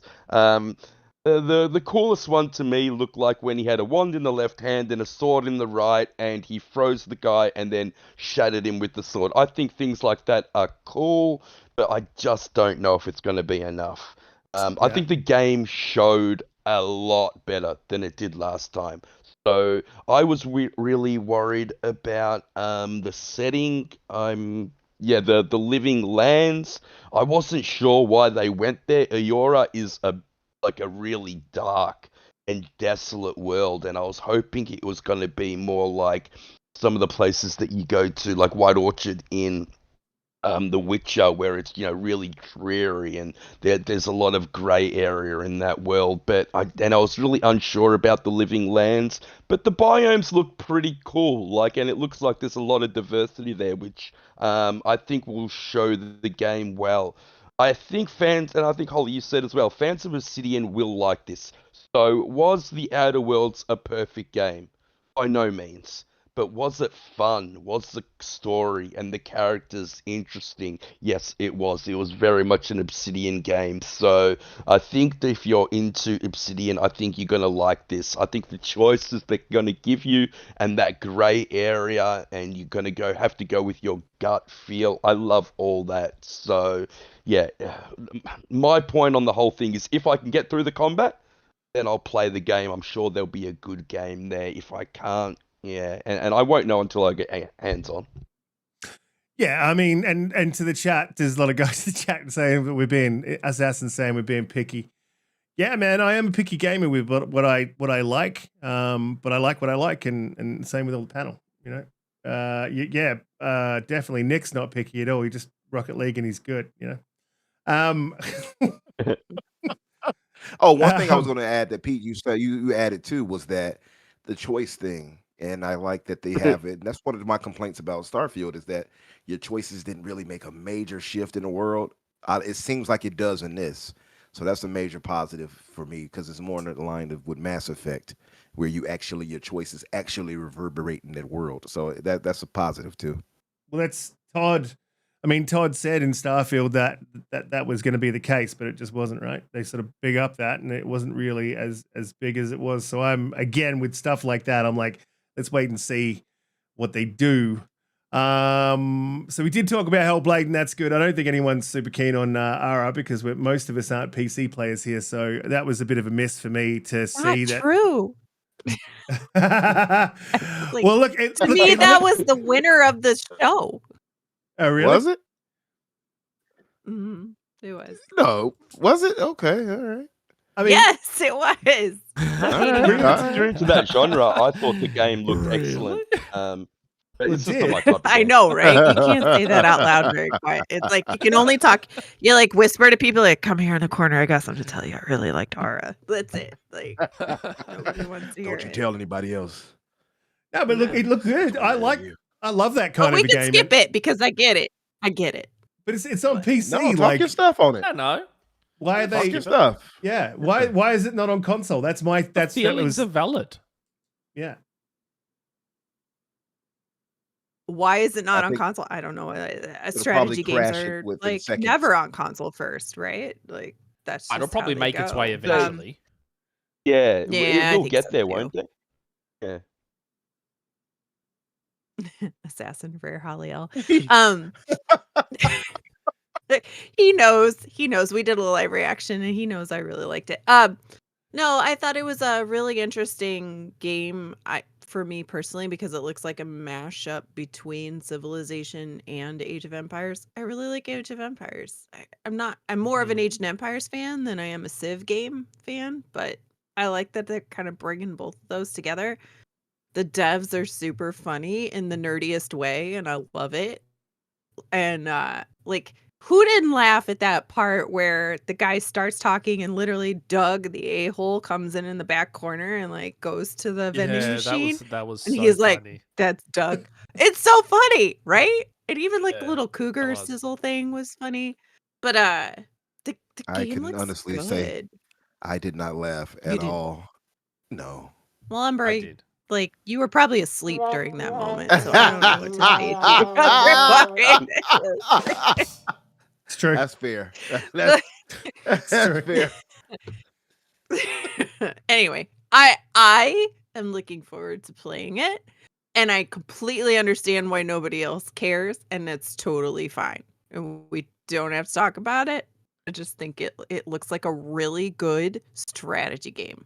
No, it does, and I Yes, love I that agree sort of with that. stuff. So, like, I'm into that. But what was disappointing is I don't have a PC, so like, it's not for me. That's why the whole show got a 6. The only thing that's there for me personally was Hellblade. So I got to see one game I've already seen multitude of times. I got a release date, great, May 21st, yay. But like, to me, that That's show because you was live on the crapple. You need it was get it off was a crapple and get on PC. no, Apple is the best. I mean, where else can I do this? You know what I mean? You can't do that on PC, right? Yeah, because that's why you buy a crapple. That is why. So It's look, funny there to was see if you and Nick both just give us thumbs up like that. Just like, hey. But look, I want to get everyone's scores, like, because I had a chance to talk to Cog, Boom, and a few guys. Well, Risk. Yeah, I got those. We'll get to those in a minute. But I want to get everyone's score. I got a chance to get Cogs, got a chance to get Booms in the background, and I'm seeing some wild scores. Like, people are super happy. So, Nick, what are you, Nick? Are we scoring it out of 10 or are we doing letters? Yeah, out of 10. I don't know. Yeah, out of 10. Just Oh, curious. You created a monster, Out Nick. of 10. Out of 10. Yeah, that's what happened on my show too. Out of 10, probably give it, I don't know, 7.5. It was fine. What point? Good. 1.5? 7.5. 7.5. 7.5. Yeah, give us No, your Ned, you scores have to be different, bro. Giving it a B. Of course you do, bro. Monad. Give it a guys in the chat. Give us your scores as well. Umbra, where are you at with it? What are you sitting on?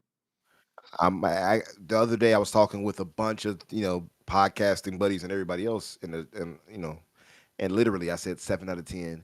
So I think I will bump it up a bit. I think maybe I was a little too rough. I'll give it a 7.5 as well. I think that's fair. And the reason why is because Aura did nothing for me. The other games were great, but Hellblade, I feel like, honestly, it didn't give us much more than what we saw at the VGAs. Honestly, just a slight more combat. Didn't give you any more. Yeah, it was very little, right? So it's kind of like, I mean, it looks great. Unreal Engine 5, you already know how I feel about that. But it's just like it didn't really give much more than that. So that's why I came away with that. But the games I did love with Indy and Avowed absolutely took me away. Yep. So happy for those two for sure. Jedi, what's your score? All right. Now, I said 5 yesterday. I went back and watched it again today. I can't give it any much more than that. I'm going to give it a 6. I know I'm being a little bit harsh. I think getting a Hellblade release date, May 21st, can't wait to get hands on. I know they didn't show too much more about that game, but what they did show really excited me. The amount of work that they put into not only the visuals but the sound design, and I love the whole bringing awareness to, you know, depression, schizophrenia, all those type of issues. They're close to my heart. So all that white noise stuff that they added, excellent. I think that game's going to be amazing. I think it's going to be a home run. I cannot wait to play it. Avowed and Indie being both in first-person perspective, just, I don't know, they just didn't do it for me. I'm not interested in Mana or Ara. Being in first-person perspective. Are you not expecting Avowed in first person? No, I was, but I was expecting the combat to be a little bit better than it was. Yeah. Even though I was expecting it, I still don't like it. I want my high fantasy to be as much like The Witcher as possible. I think The Witcher 3 is one of the greatest game that's ever been made. No question.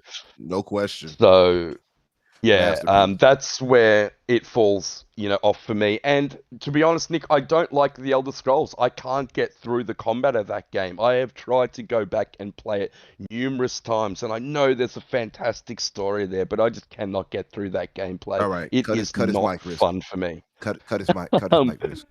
So yeah, look, I get it. I'm rating it. I'm rating it really, really harshly. I think I went back and I watched Indiana Jones again today. Just that music, when that score comes in, it puts a smile on my face. So I think I'm gonna love Indie, even though it's in first person. I'm not sure about Avowed, but yeah, my score is a 6. It's not working. That was the longest score I've ever heard. I was about to start doing the. I was about to start doing these ones. Play me out music. Yeah, but it's not worth. Yeah, I'll start doing these ones. Hey, Riskit. Hey, Risk. Yeah. You should mod up Nick. Make Nick a mod, maybe. Oh, that's true. Yeah, the power. Why? Absolutely. You want the power, Nick. Holly, hi. What is your score? And please give us your 3-hour dissertation. My score is a Starfield score. It's a solid 7 out of 10. You're bringing back bad memories to us now. You can't be doing that. I know, right? It's just a little pot stirring. No, it is a 7 out of 10. So I call it the Starfield score from now on. That's the Starfield score for perpetuity. So, that's my score. Yep. Well, look, I'm going to tell you, you're not going to like it, but I was sitting on a 6. Pause. Until Boom and Cog gave me their scores, and because they were overwhelmingly positive, I'm giving it a 5. You've gone up one, you've gone down one, I've gone up one, bro. That's fucking hilarious, man. I'm taking a point off because there's people out there giving it 9s and 10s, and I'm like, we need someone to level this shit out. This is not. Look, you know, it's crazy though. If you look online, if you look on Twitter though, there are overwhelmingly, like even on Jeff Keighley's post and everywhere else, there's like an A led B. I gave it a B because I feel I'm in the B category. Led the way in most polls if you look online. So I think we're in the minority. I think most people loved it more. If you look at the reason why they're giving those scores, they're talking about pacing and the way it was presented. And I agree 100% with that. The pacing was great. I love that they're showcasing developers. I think that it didn't overstay its welcome. None of them are talking about the actual games and what the fuck was shown and the fact that we only got like one release date or anything like that. And so I think they're shilling, in all honesty. Can we talk about that? Can we talk about the release date thing? Oh, none of them except Hellblade got an actual release date. All the other ones were Windows. Which is really disappointing. Which is why I believe... To me, I didn't need Mana. I needed 4 release dates. That's they would have shown Final Fantasy, by the way, at Final Fantasy 7 Remake, I think we would have lost crap.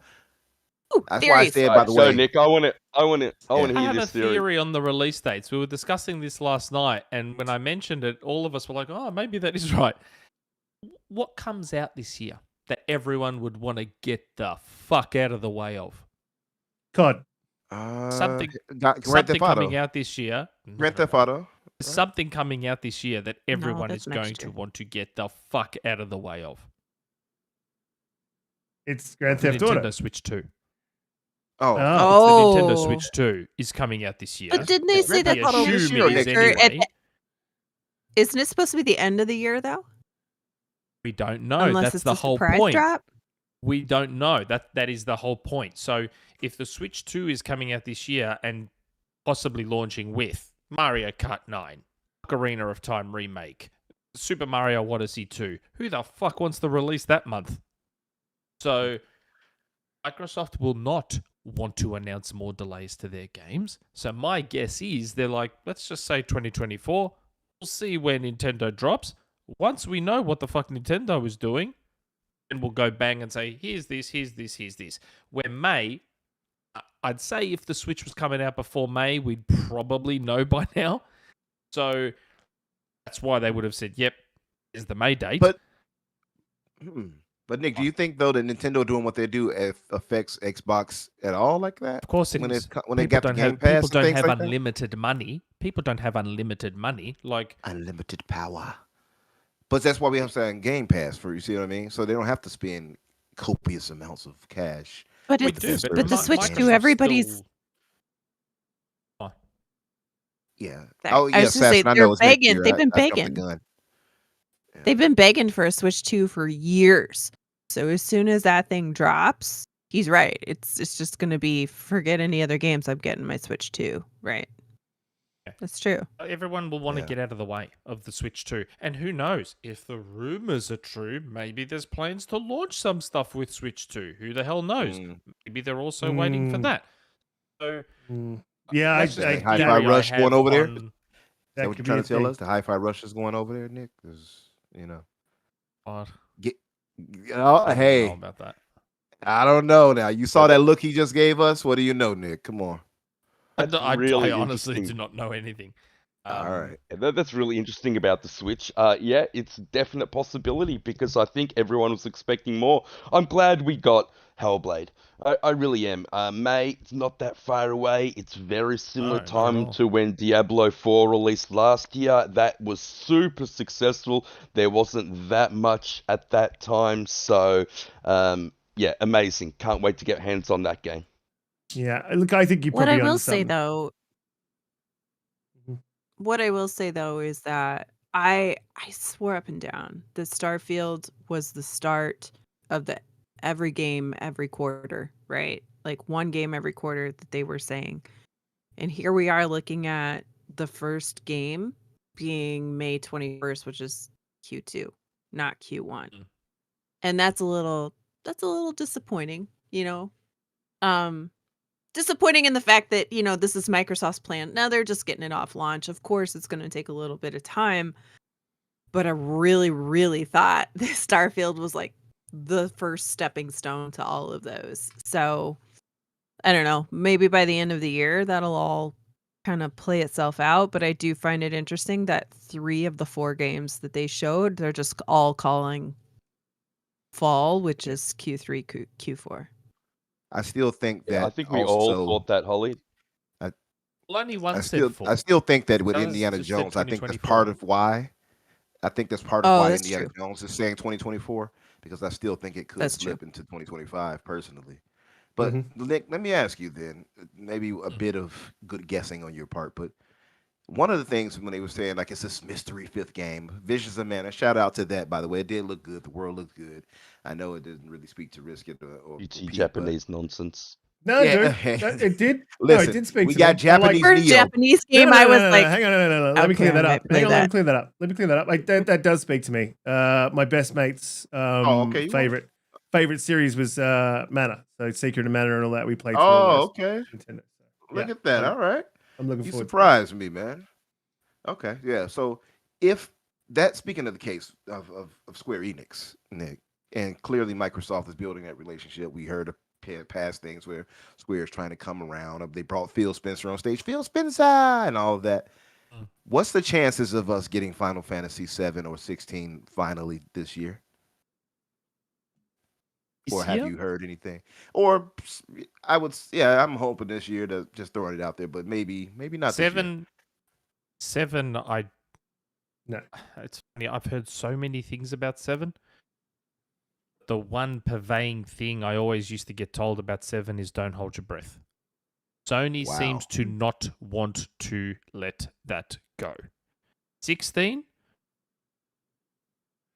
was the game I was fucking talking about last week. Really? John had to open his big yap and be like, gonna set the internet on fire. I'm like, oh god. So that's the mystery game you were talking about. Yes, I was talking about Final Fantasy 16. I got the DM and they were like, if you want something for the rumor mill, Final Fantasy 16 is getting an Xbox port, and I'm like, I don't want to touch that. I don't want to touch that. I don't want to talk about it. And Did they get? And then I was like, and they give you a date? Well, no, they did not give me a date. Yeah, so look like Final Fantasy 16. So I think we'll get 7. I think we'll get 16 first, but I think we already saw them accidentally drop the release date for 14 and then pull it back, right? They said it was available now. I think they're probably not. They were hoping to get that ready for a shadow drop. I know there's this is not a shadow drop if it's about it, whatever. I think they were trying to get that as a shadow drop for the show. I don't think it worked out for them, and I think we're probably going to get it in the next couple of months. I think 14 will drop, 16 will come probably the following year, and then we'll probably start to look at 7 because they'll be definitely outside of licensing by that point. That's what I think. I don't know. When I saw that DM, I was like, I don't want to touch this. I'm not in the mood for what's going to come with that. And then it ended up being far worse by me not saying anything. And then John opening up his big yap was... Because what happened was the dude on Reddit who made the thread said that I said it was going to set the internet on fire. I'm like, I didn't say that. I don't think Final Fantasy... I don't think Final Fantasy 16 will set the internet on fire. I did do a Riskit and exaggerated and said, I think our episode will explode if I had said Final Fantasy 16. I didn't think it would set the internet on fire. I think a lot of people are probably expecting Final Fantasy 16 at some point on Xbox because we all saw that really short expiry or the guy who DM'd me said that, and I spoke directly to him live on air, and I was like, I don't want to talk about that game. Can I ask you, Nick? That guy, I'm pretty sure he's fairly reliable. How reliable would you say he is to the point that you believe that actually could happen this year or soon? He didn't say this year. He didn't give a time frame. Okay. He just said that there's an Xbox port. So before we get Umbra starts fully trying to pick the bones of all the rumors, we got to get to these super chats because I can feel where Umbra's going with this. We'll say he's like, "Gonna ask you this." Guy. It is the same guy who told me that Visions of Mana was going to be at the direct. Okay. Very reliable, dude. I didn't believe that either. I didn't believe that when you told me. I was like, that Visions of Mana makes no sense at the developer direct. Why would that be there? It was kind of odd, right? Sense. Yeah. And it's good. That's why I tweeted saying I got a really weird DM about. We got Japanese Neo out of it, so that's a plus. You got Japanese Neo out there with the leather jacket and all. So hey, look, let me jump on these super chats before we go any further. Udani Kazada with $2 super chat, one of our favorite mods. He said, "We've seen Screebs. Any chance we get to see Nick's cheeks?" We got Assassin Entertainment with the $5 super chat. Thank you, Assassin. He is on the Renegades Realm podcast with Holly. You can find that in the link below. Did anyone notice Aaron Greenberg said he was proud of their 4 studios after the show? Did Microsoft acquire Oxide or just forget to tell everyone? I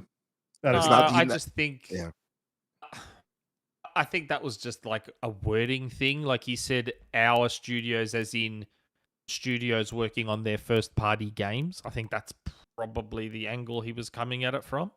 Mm-hmm. I think you're right, because if you notice, there was another tweet by, I believe, who was that? It was another studio under Microsoft, Compulsion, I think. They thanked or were giving shout out to all the studios under Microsoft and included Oxide in it too. And people were like, wait a minute, Microsoft doesn't own them, do they? I think you're right. I think it's because of Oxide working on a first party game. So their second party is in essence here. Just a wording thing. Yeah, I 110% agree. I wouldn't jump to any conclusions. It's probably not a studio you'd want it. Yeah, if there's studios they want to acquire, Xbox, you need to go and start looking at crystal dynamics now. Udani Quizada with $2 super chat. He says multiple cougars over local single cougars in the area. So listen, I got a couple of questions about some stuff that I have heard, and if you don't want to talk about it, that's absolutely fine. So I had this conversation in the background with someone about like how I know some devs in some specific studios, and I don't always hear like stuff, but I usually speak to those guys about when we have a thing come up about the Series S and it's the memory issue. And then I'll go to one of those guys and I'll be like, explain this to me and explain how this, whatever, blah, blah, blah, blah, blah. And then very occasionally, if I hear a rumor, I might be like, is this true? And they'll either ignore me or they won't, or they'll say something. So this is what I've heard about Halo. I've heard that Certain Affinity has not shut down their project. It has just expanded beyond what it was. So, yeah, I don't know if you've heard anything of the same. I know I've asked a couple other people, and they tend to agree that they've heard the same thing. That like that battle royale has now been folded into something that's greater. That's going to be probably the next. I hadn't fucking opened my mouth about that. And that's what I mean. Like usually, if I'm going with something, we've got our rumor mill that we do. We were just having an offhand conversation, and I had received DMs that Tatanka had been scrapped or whatever. Went back and looked at the DM, and the guy's like, or has evolved to something else. I think it was a case of Tatanka as we knew it, the straight up Halo Battle Royale, was no longer a thing. Again, I shouldn't be saying anything now because the same thing's going to happen as last week. I'm like, all the guy had said to me was Tatanka had been scrapped or has maybe evolved into something more. else. Yeah. I mean, and there's a lot of people hearing that same thing. So, yeah. So when I heard that, I was like, oh, that's not quite true. And I also learnt my fucking lesson from, I heard something from inside of Santa Monica Games way back when we were tiny. We're tiny now, but tiny, that they were struggling on the development of Ragnarok. And I was like, oh, I think this thing's going to get delayed. That was me making an assumption based on what I'd heard about the development, and that turned out not to be true because things change, and that's fine. But that developer moved to another studio, and that's what they were saying when they left. It was at this point, right? So I sort of learned my lesson. I don't like to say stuff, but there is another one that this I haven't heard, but I've heard people who have heard, and then Mag said it on the show last week, and this is the thing that I have wanted for God knows how long, and it's I think Mag said it's low-hanging fruit, or was it? It might have been you that said it. I was watching Xbox Era. It's low-hanging fruit. It's something that Xbox could do quite easily. It'll make some bank. It'll fill a gap. Gears Collection. Have you heard anything about that? About what? Gears Collection. Wouldn't you say, have I heard anything new, or have I heard anything full stop? Full stop. Well, new because we heard. He's the one that leaked it. Oh, yeah, way back. I'm the one that leaked the Gears Collection. Yeah, way back you leaked it, and then we heard it got cancelled, right? Or it wasn't a thing. Huh? Is it still a thing? Yeah. It's still a thing. Never backed down from the Gears Collection. I've never backed. Not like, once have I backed down from the Gears Collection ever. It's still a thing. Fought Jez. Yeah, I have publicly fought Jez on the Gears Collection being a thing and still being a thing. Nice. All right. Yeah, because we were talking in the green room before, Nick, and I don't know if you want to mention it, but you know how that person brought up that thing that you said in the meeting? Do you think that could happen, the other franchise that we were talking about?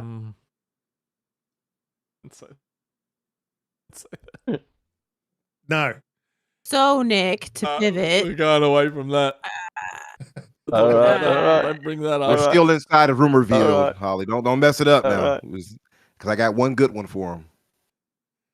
Bring that up. So I guess the question is Gears I can't wait to get my Spidey fingers on it in the next year. I don't know. I don't know any time frames. Okay. I don't know any time frames. Yeah. I would suspect It should. my total speculation is that they would announce the collection before they would announce Gear 6. Or even if they You'd assume. do announce Gear 6, it would be at the same time. I get assume Now, I it'll be wonder before how 6. Gears is going to be done. Like, is Hang it on, all, hang like, on, Pete. how Hang on, Pete. Hang on. involved is it going to?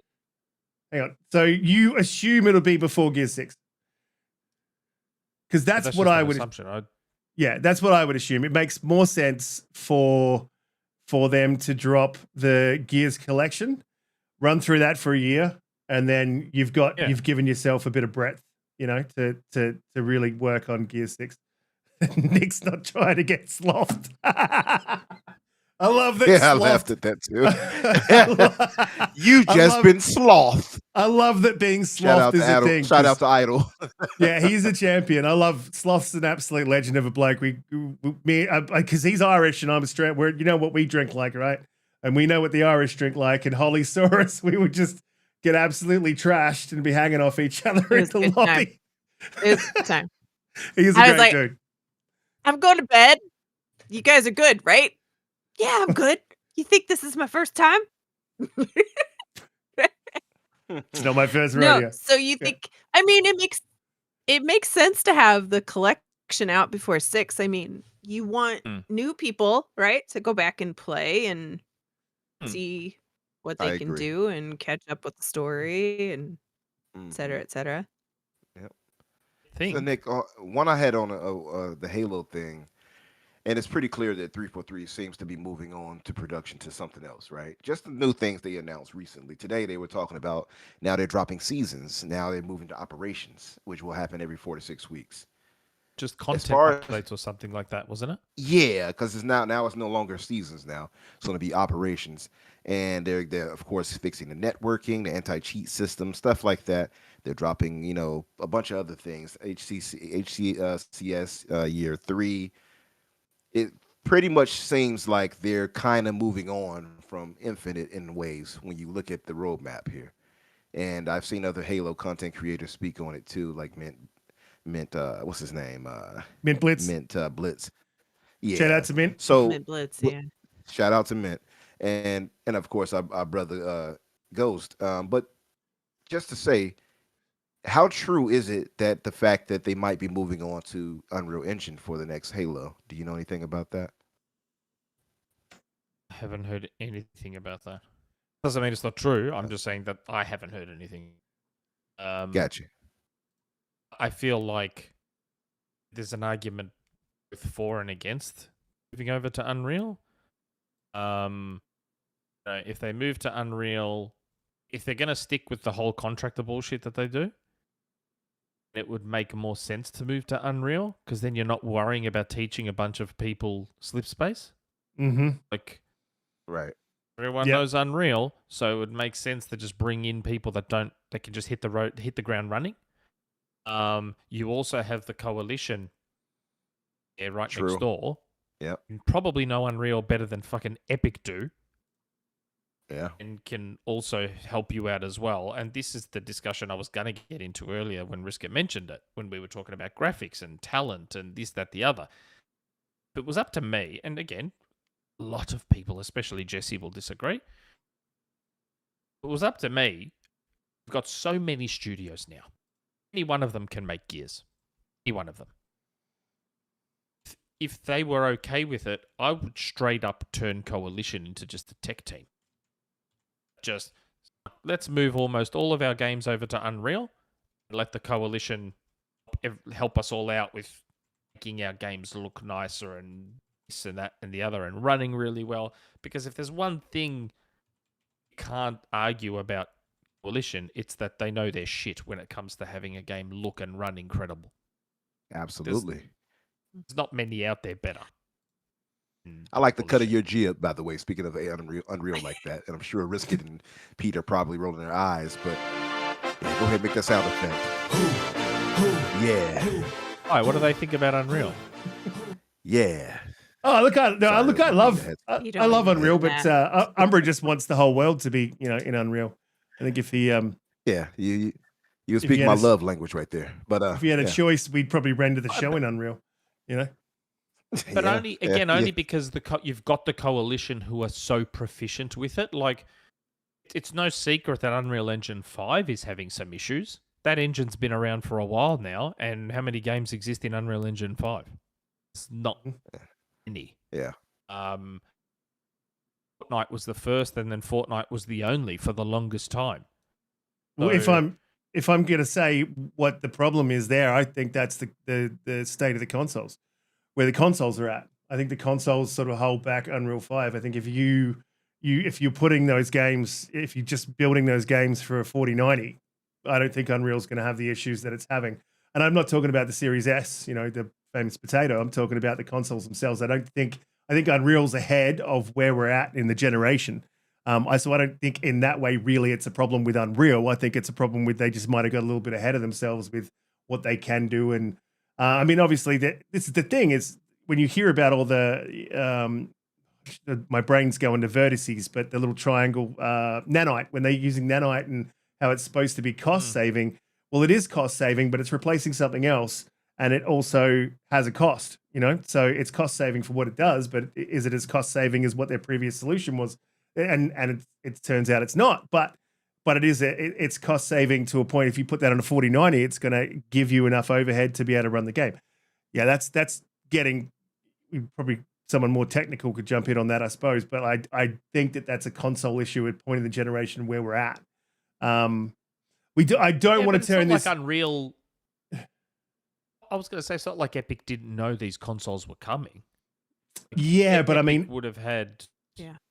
Are they like us? I mean, probably not to have more details, but are they like Xbox who thought that they were going to, the tools were going to be used a little bit more. They were going to have more overhead, that there was going to be more raw power available. Not just the raw power itself on a spec sheet, but I'm talking about more raw power where these developers have used the tools to give themselves that raw power to be able to use the other tools that you've got in Unreal. Everything you add to a game is going to have a cost. Every tool you use to save on overheads is going to have a cost. So maybe they misaligned it, I guess you would say, or maybe they'd hoped they'd have more overhead. I wouldn't say that, bro. I would say with Here's every new engine, it takes a while to optimize for, and it's very early on in the life cycle. Ollie? Yeah, Nick, I like your idea, but I also there's kind of like I have afterthoughts with it. And the first one is, we all go into our job and we all think we're going to do something, right? And we're going to do this thing. So for the devs at the coalition, they think I'm building games, right? But then if you wind up becoming a support studio or a visuals only studio, are you going to start losing people? You're going to start making people unhappy, right? The second thought is I absolutely totally agree. And I think that Microsoft is going to lose a huge opportunity to not have all of this cross-cultural, cross usage of all of their studios, right? Especially with Obsidian and Bethesda, and there's just in Exile as well, right? There's just a lot of opportunity there. But how much are they going to be able to actually do that? I think they should, but they're going to get pushback, right? And they're going to get people feeling protective of their IPs. They're protective of the type of work that they do. But I think for the betterment of the output of Xbox, they have a huge, huge talent pool and a huge amount of people that have the right skills, narrative, experience, right? All of those things, right? For what they own. But how much are they really going to be able to pull off? Because that's a big undertaking. Pause. Yeah. Those are my 2 points. I know that's what told her. And nobody Hey, knows girl. the answer, but You keep adding to the more fuel to the fire. I know it's big, and you just keep That's it. adding to it. those No, are you're my 2 right. points. I'll That's shut I up. terrible. should have added I'm done. if those at the coalition would want to do that. They like half of coalition might not be interested in being a tech studio and might want to keep making games. And maybe some of them would be happy to just be a tech studio. I mean, look at Nix's. Nix's proudly wear on their sleeve that they are a port studio. That's what they want to do, and that's what they do. So maybe the coalition wouldn't want to be a tech studio that goes along to all the other studios and makes their games look incredible. They might not want to. I'm just saying that the argument we were having at the time was about graphics and talent and all this sort of stuff. And within that context, what I would do if I was running the show is make the coalition a tech studio. You've got plenty of studios now to make gears. Anyone can make gears at Microsoft. Yeah, that's true. No one at Microsoft is as talented as the coalition, making their games look incredible. There's just no one else there that can. Maybe Playground, maybe. The coalition stand alone. The coalition 100% stands toe to toe with anyone over at PlayStation. Anyone. No question. Give a shit Yeah. what anyone thinks. No, you're right. But I will say I do Agreed. agree with Holly on that a bit, because as much as I agree with you on Nick that they are by far the best with Unreal Engine, and that's probably why I'm so biased, because I love Unreal Engine because of what they could produce with it. But you hate Gears. Strictly You constantly say that you hate Oh, no. Gears in the background. This is not. And he says This like, is not true. don't say it live. And I'm like, I don't know why. You Don't- just be honest. Don't listen to Riskit, everybody. He's Weird. he's being integrity-less. Integrity-less right now. That's not a word, but I'm sorry. Anyway, seriously, no, I get what you're saying on the whole technical side of having to do it, but I feel like maybe if they could cut off a special team that would, specifically help other studios with that, while keeping still a unit for making games. Because one of the things that disappointed me was that we had a new IP, or two, I guess, coming from the coalition. By the way, do you know anything about those? That they had to put aside or Fortunately, I do cancel. not. Oh, dang. I thought you were going to say you do. I was going to say, well, do tell. My hope was that Shanghai was still alive. That's what my hope Oh, was. yeah. I'm waiting. Oh, was that the name of for it? that day. I'm waiting. I don't know if that was the official name. I think that's just what Oh. people dubbed it. Okay. I always wake up every day. I wake up secretly hoping that I've got a DM that's like, "Hey, remember that game Black Tusk we're making?" That's what I thought that's what they were working on. I thought that was one of the games they were probably Oh, secretly man. working on. Yeah. No, Black that Tusk was a teaser, great but- name for the studio. I don't like how they changed it to the Yeah, I coalition. like that too. I like that I name like too. Black Tusk, but I think the coalition fits better with what they're doing, obviously. The coalition of Gears, Yeah. Cogs. But that said, It's limiting, but yeah, I mean, but it fits with what they're doing, right? It's the whole, that's what they call the cogs there in their universe. But I was going to say, though, so I agree with you, and I agree with Holly as well, because I feel like if they could cut off a team where, like I said, to have them be the tech experts, rather, to help with the studios, but keep a core there, because the coalition absolutely should be making games, and I want them to make more than Gears. That's the problem. I think they're just stuck on Gears. Like, give them more. Let them It's be even free. the fact. Sorry, I'm going to push in just for No, a you're second. good. It's even the fact that, like, if we just make this a bigger conversation, like, there's rumors, right, that we hear that Obsidian would love to do another Fallout, right? But Bethesda doesn't like the fact that New Vegas was so good and it's so beloved, right? And they don't want to offer that opportunity to them. And they're all under the Microsoft umbrella. How many years is the next Fallout out? It's probably 10 years from now, right? So it's kind of one of those things where you kind of hope Microsoft will at least step in and just be like, you know what?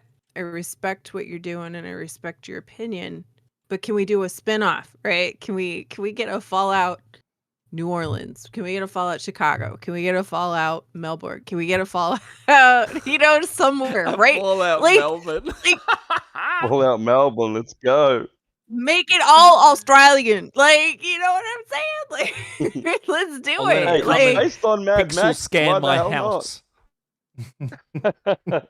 it would It'd be be better nice in though if person. Microsoft would kind of step in and be like, this is what we need from you both to work together, and because you did it in the past, right? And this is a missed opportunity. Yeah, well, Just make sure again, it's not in WA or Perth. It should be in Pointless. Perth. Perth always gets missed out, but it's the best city in the country. But again, this is where I think Microsoft needs to go back to the Microsoft control thing and go back to the Fable days when they, when they closed Lionhead.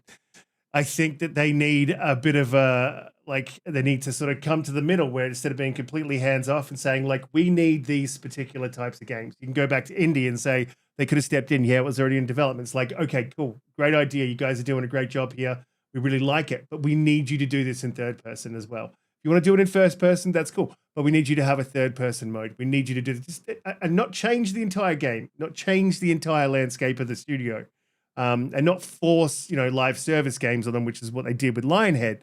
But give them a shout out to Perth, shout out to KLZ from Perth. But give them a bit of direction in like, this is what Xbox needs, and we need you to deliver on that. And if you need the extra year to deliver on that, we'll give you that. And I think that's something that Xbox needs to get better at. And I don't think this is the other thing about acquisitions. I don't think whilst they're acquiring companies, they have the time to get better at that. I think they need to sort of cool their heels a bit, focus on what's coming down the pipeline, focus on setting up pipelines, focus on like how much are they going to step in and manage these studios, what works, what doesn't, all that sort of stuff I think they need to do. They've just taken on ABK. I know Everborn wants Sega, but I really want them to focus on what they have and get it right. Niggas like me too. There's no one that I like wants how you Sega turn more this than back to me. your indie dilemma. You said, oh, you heard that? He said, there's no one that wants Sega more than him. I think Not even Everborn might have Everborn you wants beat. it more than me. What? Y'all have to have a Sega off now. There's Look, no chance that Everborn wants Sega more than me. I want to do one more topic because we got a few, but I'm just going to cancel out those few ones. I will say, Colin, you're a dickhead. That was just the worst thing. Sizzle reels, like just rubbish, you dude. Like shut your podcast down, go away. He was a knob. Yeah, he's a knob. The guy's an arrogant knob. I just I do want to say something about that, and I'm not going to necessarily take a shot at him about it, but it's like the whole sizzle reel and infographics, and I just felt like saying to him, dude, what's it to you? Yeah. What's it to you? If Colt wants to make a sizzle reel about Redfall, how does that affect Colin Moriarty? How does it affect him? In what way does it negatively impact Colin Moriarty's life? It doesn't. Yeah. So, and look, that was a direct shot at Colt too. That was an absolute direct shot at Colt. Like I was like, and Jesus, Clobril as well, I would say. Klob, He was a shot at both. Klob as well. Yeah. You could have just said that, like you could have just said the names, at least be brave enough to say the names. All right, if we're going to talk about this, there's one that I want to get to that I think that Nick knows some stuff about. So we'll quickly go on this, but yeah, look, that was ridiculous. It just shows how jaded he is. And I know that everyone that thing be like, you just spent the last hour bagging out Indiana Jones and saying you want a third person and bitching and moaning and complaining. Yeah, sorry, I did that, right? But I'm not jaded. I'm still going to play the game. I'll probably enjoy it, and then I'll come back and go, it's good. But I don't give a shit. Like if people want to make infographics and make like little movie things and sizzle reels, and I love that shit. I think it's great. It's up to them. It's talented. I watch them. I'm like, great. I've had while I was at FanFest, I had a couple of guys like, show this to Aaron, sending me some sizzle reels, and I'm like, all right, man, like it's cool. Like if you enjoy doing it, do it. Like if you enjoy podcasting, podcast. If you enjoy making videos, make videos. If you enjoy being an arrogant, jaded dick, don't do that. My thing is like, and this is why I would have preferred he just didn't say anything. Like, did he have a problem with that Sunhee Legend guy making animated GIFs of all the PlayStation games, and now he's got a job at various, or works for, I don't know what the setup is. Now he works for various PlayStation studios and other third-party studios through those GIFs he used to make. Did you say GIFs? That's excellent. That's that. You did say GIF. You've been saying it all along. Well, GIF is correct. Yeah. It's correct. The creator calls it that, but that's definitely creator. The person wrong. who made it says GIF, which means It's like a meme. He's wrong. He's wrong though. I'm sorry. He's wrong. Choosy moms You choose made it. GIF. It's a wrong. meme. I'm sorry. Is it a meme? Is it a meme? Hell yeah, Riskit used to call it that. Riskit used to call it that, didn't you, Risk? A meme. No, I called it I'm like, I what you called it a say? meme. Meme. No, you called it a mem. mem. He called it a mem. Mem. That's what it was. Mem. Yeah, it That's is a the meme. French version. The mem. There's a The meme. mem. Mem. I don't Mame. know. Like, Mama. Mem.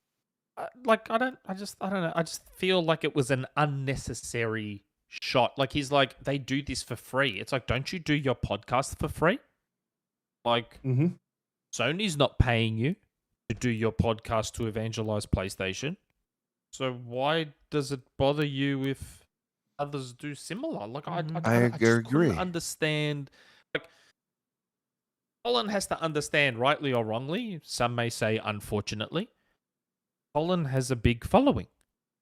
So he's going to say stuff like that. It's going to get attention, and it's going to get back to people, and it's going to, you are quite possibly unintentionally sending people after Colt and after Klob. And I actually almost took it as a shot as us.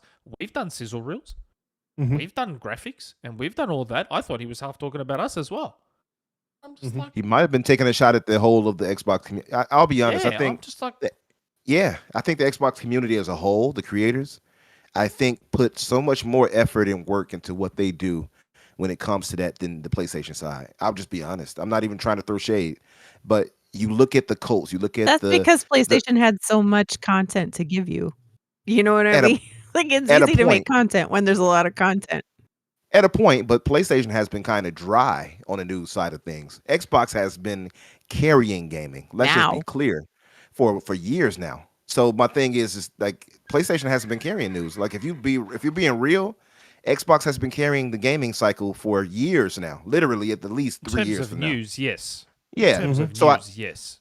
So even releases use or games that's promised and announced. You've seen nothing but that roadmap for Xbox. You haven't seen it for PlayStation. So it's easy to kind of put together a sizzle reel. You saw a leak? And that leaked roadmap was basically Insomniac. Right. Yeah. What else is new, bro? Yeah. They've been carrying them.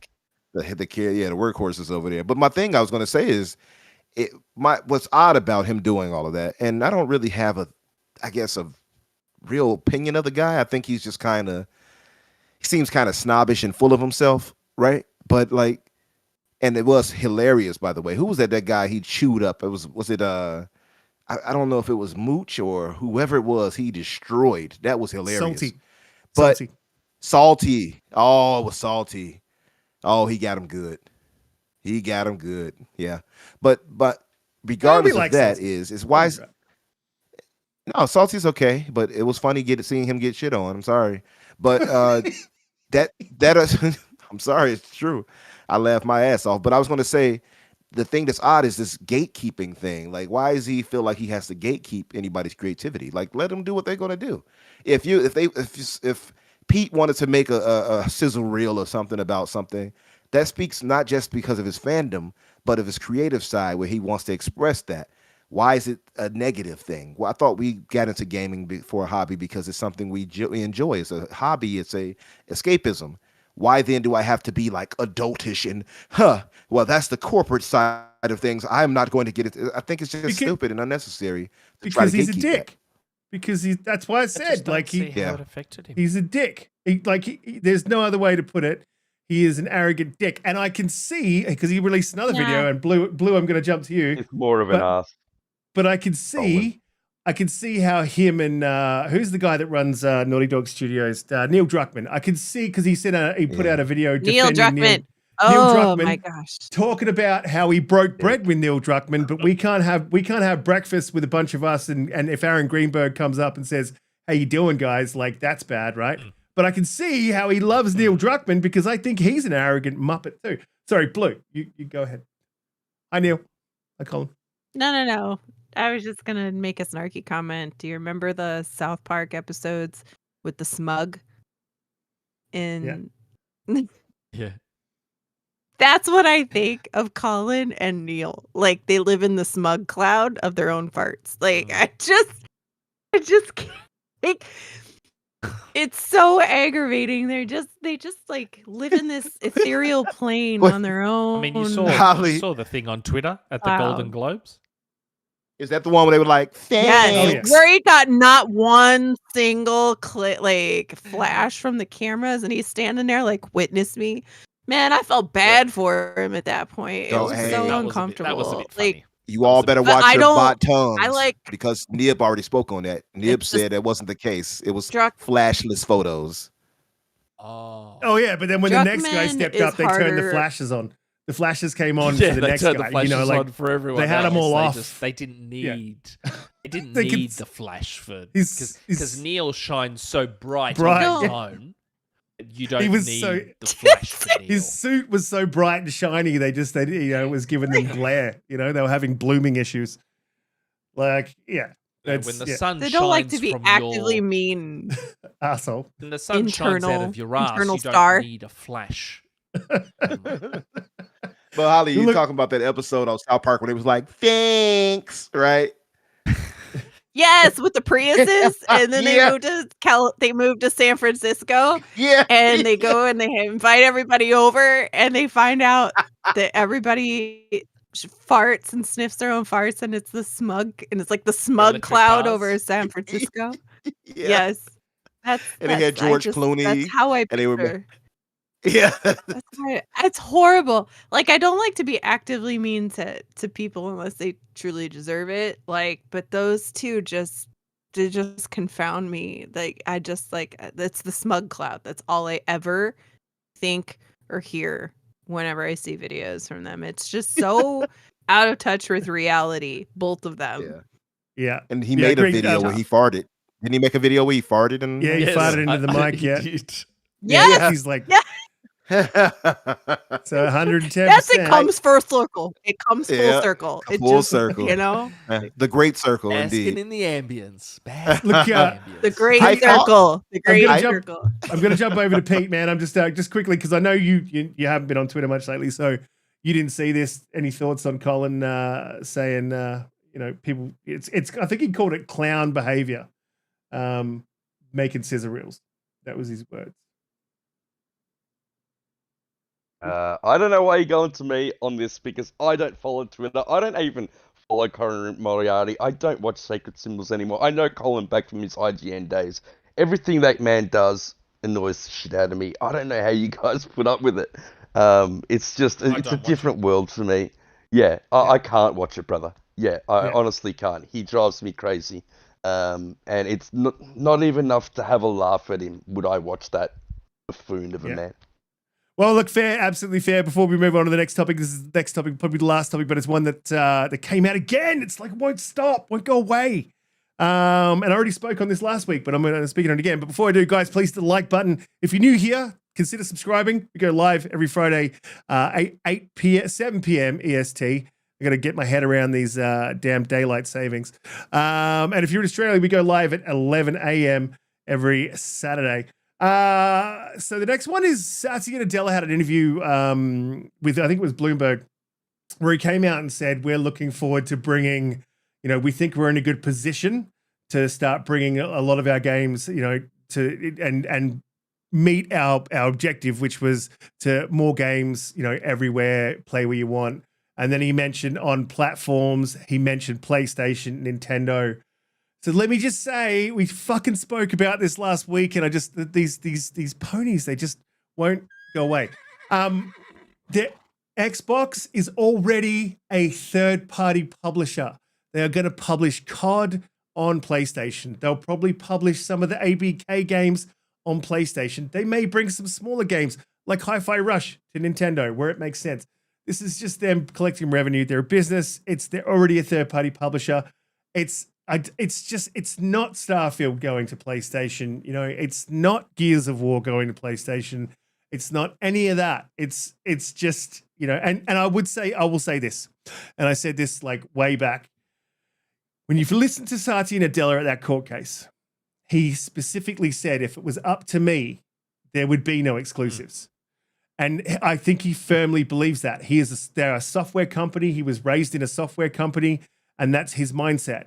And I would 110%, I can 110% believe that Satya is probably putting pressure on the Xbox leadership to say, let's bring some of these games to other platforms where we can make money on it. And then it's up to the Xbox leadership to bring up, and I would bring up the graphic, but I don't have it, to leave the high value exclusives on Xbox. But the ones like Sea of Thieves, where you can get an audience and you can really, that helps out the Xbox community where you're bringing more of an audience in. You've got more of a player base, bringing more Xbox guys in, more PC guys in, more PlayStation guys in, even Nintendo. It makes sense to do that. And that's not something as Xbox leadership you could argue to Satya Nadella, I don't think. And I think that it's up to them to make those decisions. I don't think it's a bad thing. I just don't get this they're my exclusives. Like, they're not yours. You didn't make them. And you don't lose anything. Motorboat the micro. Well, it's not usually microphones that I'm. Anyway, whatever. Pause. So Nick, I know you spoke on this, and I got a little bit from you, but I know that they also have heard that there's disagreements between the Xbox leadership and internally about what's going to go where. And I wouldn't be surprised if there's. Wouldn't be surprised if there's some internal back and forth about it. I wonder. I feel like a lot of this stuff. How do I explain? I said last week that I had been told more than 2 years ago that they were even exploring putting Halo Infinite's multiplayer on PlayStation. That is something they were exploring. I just vomited in my mouth. I said this last week. And it's funny that there was no talk about that. It was all about the whole Tatanka bullshit for some reason. And it was sort of, the point was, I'm sure Microsoft is having these discussions all the time. No, it's no secret that Satya has always been he wants Microsoft everywhere kind of guy. That's not a secret. He took over saying that.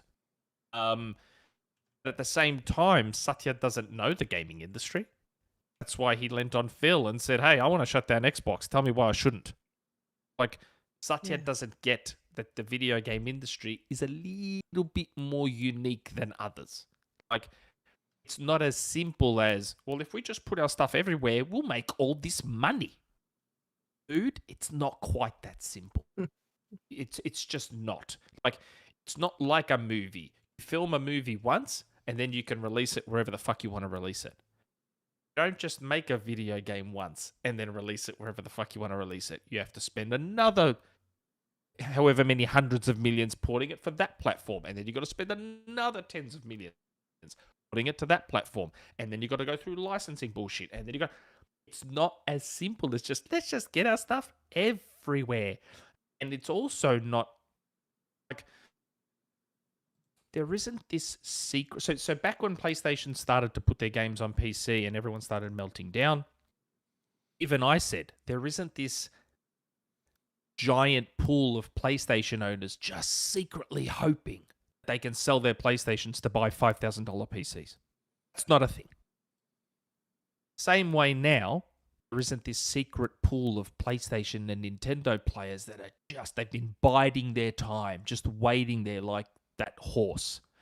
Just waiting there for Xbox to go multi-platform, to just buy the games in the millions and millions of copies. That's also not a thing.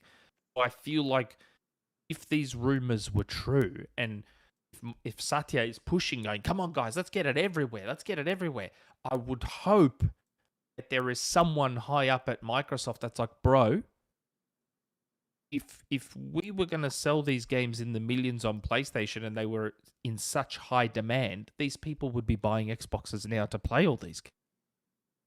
They're not. We all saw the leak. PlayStation owners aren't buying those PlayStation exclusives. So why would they buy Xboxes? They're not buying their own. So it's very short-term, minimal gain. Supposed money they're going to make off PlayStation and Nintendo. It's very short-term minimum gain, very long-term pain. Because whether they believe it or not, whether whoever it is, this would start a path that would eventually lead down them looking at the numbers and going, well, why are we even bothering making Xboxes? What's the point? Why do we keep investing billions in R&D? Why do we keep investing hundreds of millions in manufacturing? Why? No one's buying these things. Let's just stop and we'll do whatever. And I know Jesse always bemoans me saying stuff like this because he thinks I'm instantly going to the worst scenario, but it is something that I feel it is a possibility. I'm not saying that's definitely going to happen, but it's a possibility. And Satya's views on this, again, I would hope someone at Xbox is telling him, look, dude, it's just not that simple. It's not like, this is what can happen if we do this. This is what can happen if we do that. Like maybe he's been blinded by Minecraft. Maybe he saw how successful they were with Minecraft and went, well, yeah, let's do this with all of our shit. Not realizing I had this conversation with Riskit throughout the week, and that's what Phil Spencer's there for, Nick.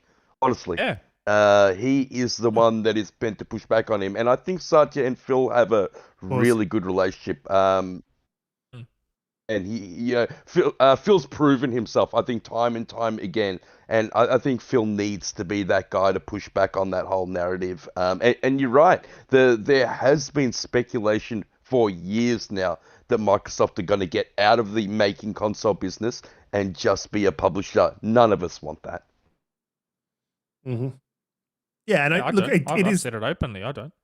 It is the most likely, and when you say that, like, absolutely had this conversation with Hargeet, and he was already at the point where he was like, well, what's the point of the console then?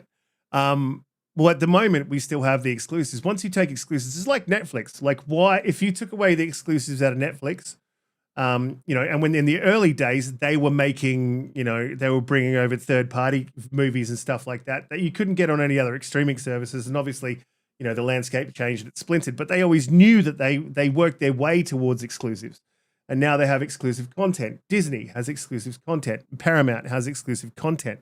And that all works the same way, because if you want to watch that content and that that content's there, then that's where you have to go to get it. Same for the Xbox ecosystem, but you can get it on PC and you can get it obviously on cloud. Cloud's not there at the moment, so it's not really a viable solution. They're obviously working towards mobile, and I do believe that the hardware will probably keep pace, if not overtake cloud, in terms of getting smaller and then being able to play on specific hardwares, whatever. So I think cloud's a bit of a waste of time. But going back to the consoles, the end result of this for everyone, not just Xbox, but PlayStation 2, the end result of this is the consoles go away. That is what is going to happen. You're going to end up at a point where you're going to have, like you've got Netflix on your TV, you're going to have Xbox natively. The TV is going to have the hardware in it to be able to run these games. Like, this is way in the future.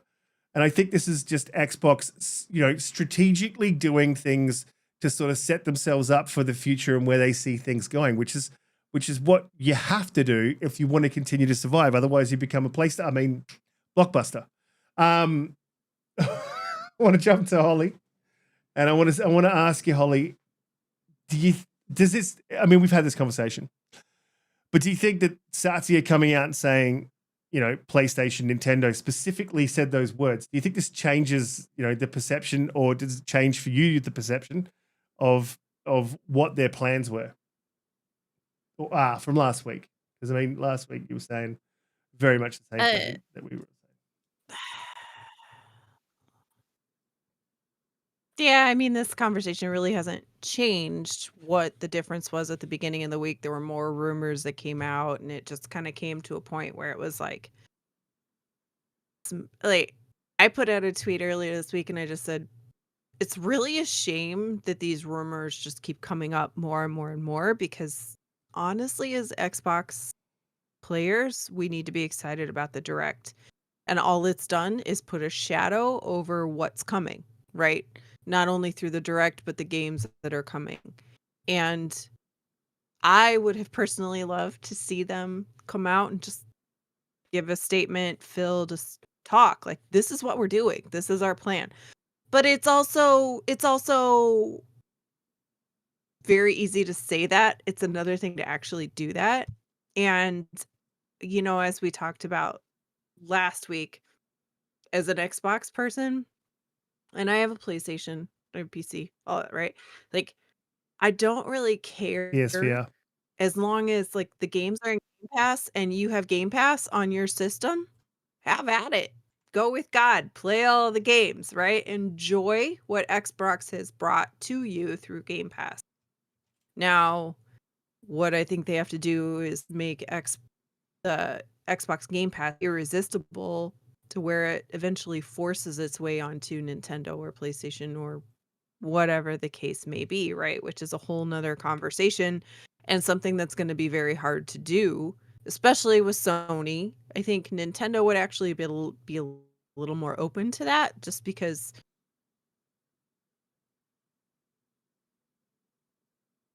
Nintendo is different, right? Like Xbox, PlayStation games are similar, Nintendo's different. I don't think Satya's words are any different than anything that we've been hearing. And I saw Tom Warren put up a tweet today, or somebody quoted Tom Warren from a Reddit post where, and it was just today, it was very recently, where the person had laid out the fact that these multiplayer games, like I said last week, these multiplayer games, they need an audience. They need people to play. And at a time in any multiplayer game, it gets stagnant, right? So you have to either expand your player base, come out with new content, find a way to bring people to it. So it makes sense to me, just like Minecraft, that Sea of Thieves has been on Xbox for 5 years, right? So it makes sense that you would want to expand that to create a new player base, bring people in, and keep the momentum going so that they can create new content and keep it going. The Hi-Fi Rush is a little bit odd, but in that post it talked about, and I do agree, right? There are some very there are certain games within the ecosystem, and as Dishonored being my second favorite game of all time, I can attest to Arcane is my favorite studio. They make these absolute like amazing games, super fantastic, and they don't necessarily get the amount of players to those games as you would love to make sure that you get a sequel, you get a third, you get whatever, right? And so in this post it talked about smaller niche games like Hi-Fi Rush perhaps, or these secondary games that are very popular, very good, but they just didn't get that vavoom, right? Like, yeah, Nick's there's Nintendo, I see you. But putting those on a platform when they're older to help drive engagement, to see if they have momentum for a second release or for a sequel that would then intrigue people enough to maybe also bring them into the Xbox ecosystem. Nick, I will shut up and let you talk. No, I just, because I didn't want to do the thing where we go all the way back. That's all. Like, so on the, because I've seen a lot of people say, "Oh, Microsoft needs to address this. Phil needs to come out and say something." I'm like, does he though? Because Sony wouldn't. There's a reason that a lot of companies and a lot of celebrities and a lot of whoever's come out and say, "I'm not going to comment on rumors and speculation." And the reason they do that is because once they start, they can't stop. So if Phil comes out and says, "Well, we've heard all the rumors, and this is what we have to say about it," what happens is people like Colin Moriarty, people like whoever on Twitter and other podcasts, and the Luke Plunkett's of the world, they'll come out and they'll start other rumors. Oh, I'm hearing that this is happening at Xbox. I'm hearing. They'll tell this person that goes and says, "Oh, I'm hearing this," and all of a sudden, all Xbox is doing is addressing bullshit rumors. Yeah, So I think they do have a messaging problem, but Nick. Sorry? I think they do have a messaging problem, but I get what you're saying. This all came from a rumor. This all came from a rumor. Yeah. Though. Yeah. Look, Microsoft I understand didn't say. that. I was just going to say that Satya did say something in the court case. And then there was this little rumor of what he said again, and I think it just causes issues. Now, we're the hardcore. I don't think this matters for the casual, but that messaging needs to be consistent. And this is where the issue I have with Xbox. They keep stepping on their own toes. Yeah, they do. I just, in terms of the rumors, though, we were talking about the third-party rumors and all that sort of stuff. In terms of addressing rumors, I don't think they should. Because then they can't stop addressing rumors, and then anyone can decide to make up a rumor. And I don't care what anyone says. There's people out there with agendas. And I totally see them jumping in first chance they get to start.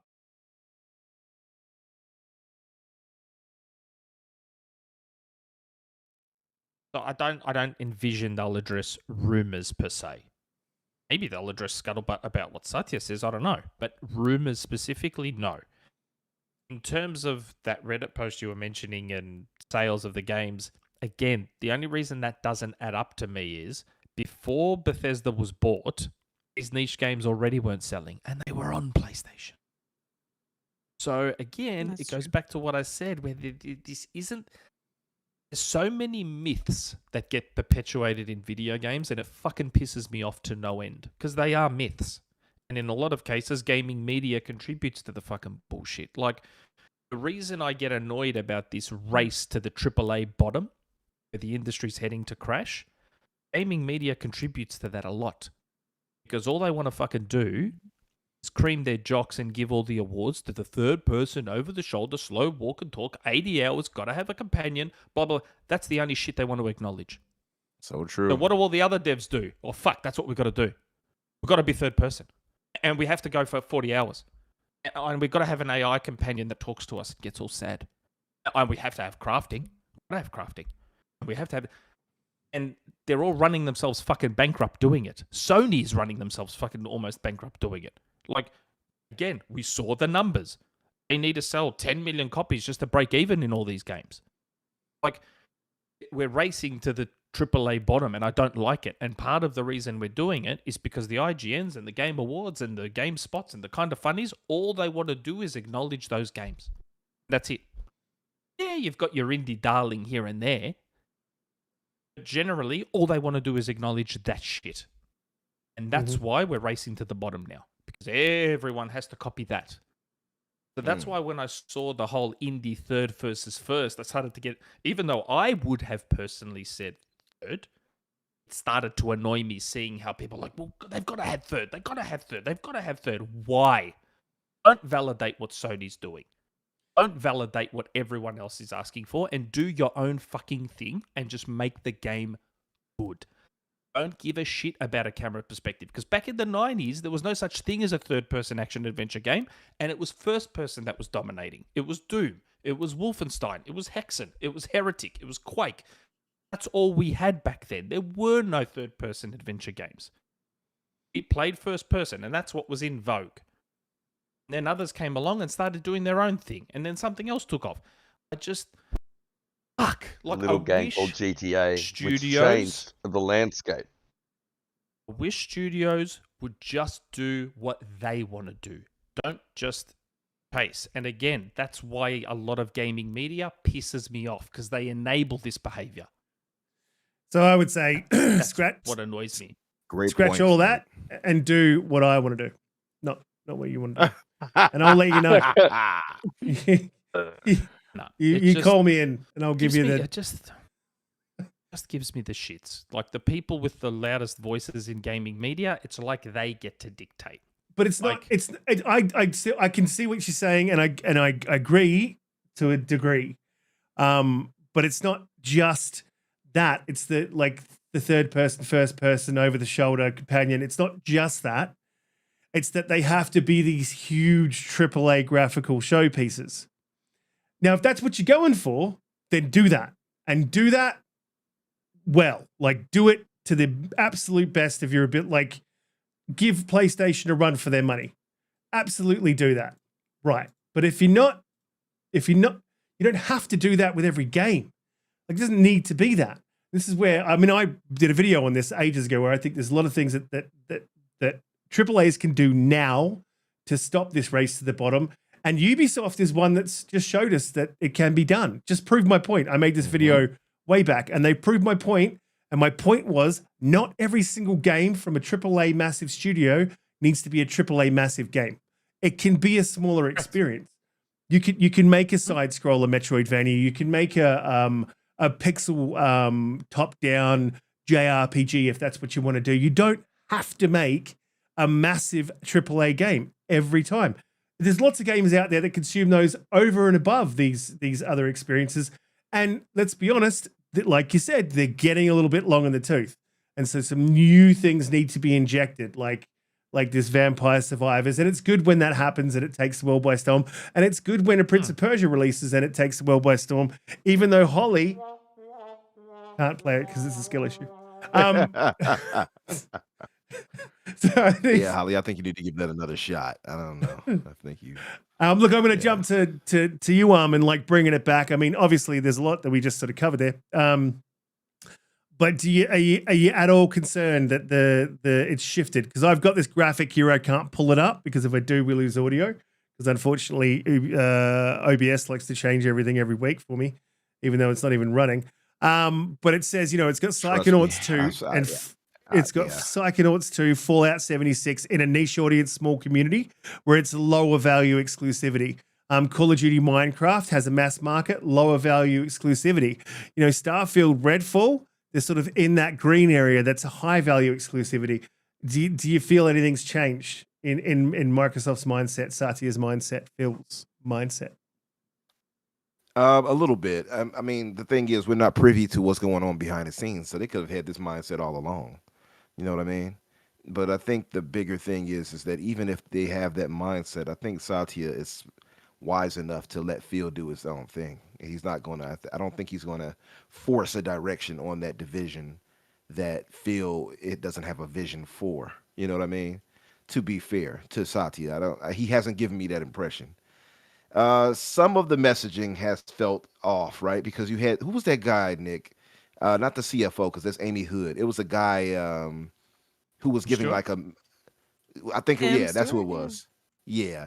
He said something that was counter to what Phil was saying, and that's what kind of stirred up the whole, wait a minute, so they're going to have some games go over here? That started to stir that up because of him, if you all recall. Again, this is why you don't see a lot of the suits do interviews. Mm-hmm. Like, and Satya doesn't know the game industry. Tim Stewart probably doesn't know the game industry. These guys just say stuff. Like, again, Satya went to Phil. I want to shut down Xbox. Should I? Like, that's why and I think the change of name that they gave to Phil Spencer, CEO of Microsoft Gaming, screams volumes as well. Yeah, but that's my thing. I think the mixed messaging comes from that. But even when that started to stir up on Twitter, myself, I've seen others too, like Everborn, for instance, who would say, hey, Phil has the position he has with that new title for a reason. And that's the thing. I think Satya and team would respect that. So even if they're saying some mixed messaging things, at least how it comes off. And to your point, you're right. They don't know anything about gaming like that. They just know, they know the business end of things, the profits and such, right? But I don't think they're going to go counter to what Phil and his team is saying they want to do. I don't think that'll be the case. But as far as how, I think you made excellent points that I don't think anyone would really disagree with, except Riskit, at least, with the vision of the gaming. But money talks, shit walks. Yeah, but as far as the whole thought of, the journalists also being responsible for the shifting of what is acceptable and what is allowed to be this prime gaming genre, so to speak, and styling of the gaming, absolutely they have culpability there, because you're right, they award those the AAA behind the shoulders, over the shoulder. That's why Sony has such reverence, because of that. The media has helped push that. You're right. And then, but to, like Riskit was saying, you got great games like Prince of Persia here in 2D. This game deserves praise. You know what I mean? We should be getting more Metroidvanias in the style of Ori that's beautiful and engrossing like that, but we won't get those necessarily because it seems like too many people are trying to go for that major AAA behind the shoulder thing. So I agree with everything you said there as far as that goes. As far as how they have it stylized, Risk on that chart, I'm looking at it now. Yeah, with the niche audience and the new IP, uncertain audience, and mass market audience, right? Yeah, Risk is doing the thumb. Okay, he's trying to iOS his way. Okay. Yeah, what's going on over there? Child's toys. You oh no, not the two Japanese finger oh. two piece. Oh. Oh, sweet I'm Lord. sorry, audience. I'm sorry, chat. I'm sorry. One no, finger it's doesn't do anything. yeah, well, that's what she said. Better Anyway, not. that's what she said. Happy birthday. Happy birthday. But yeah, it's yeah. Go ahead, Nick. Go ahead. Like, for example, right? Already I've seen online, oh my God, Ninja Theory's been working on Hellblade all these years and it's only going to be this short game, blah, blah, blah, blah, blah. Yeah. Now, you guys, do people actually believe that if Ninja Theory wanted to create a 100-hour bloated slow walk and talk fest, do you don't think Microsoft would have funded it if they wanted to? I'm sure they would have. Yeah, I'm sure they would have. Of course they would have. Of course they would. So clearly, whatever reason, we won't know. Only Tamim will know, and Ninja Theory will know. They decided to just make a much prettier and slightly more in-depth combat version of the first game. Now, as to the whole 6 years thing, 7 years thing, we actually know. I don't know if anyone knows how long they've been developing for. What people forget is that right as they were moving studio, COVID hit. And talking about a studio that uses a lot of mocap for their games, which all of a sudden for like 2 years they couldn't do. So I feel like the timing got them a fair bit in terms of how long it's taken them to make Hellblade. So I wouldn't, in this specific case, I wouldn't really look at the time and go, oh my God, this is all we're getting for 6 years or 7 years or whatever, because extenuating circumstances. Remember, Ninja Theory's not a big studio. So I think there's a little bit more to it than that. But in the end, I would argue that if Ninja Theory went to Phil and said, look, we really want to go all out with this, make it this full-blown open world thing, do you reckon Phil would have said no? No, I think he would have gave them the funding they wanted. Exactly. That's right. I think Microsoft and Xbox saw something in Ninja Theory a while ago now, and I think the proof's going to show up in May 21st.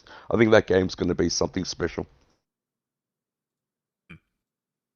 Yeah, agreed. That's the studio I was most excited about. I got a couple of super chats in here I want to get in here, and then I'll just jump to Pete.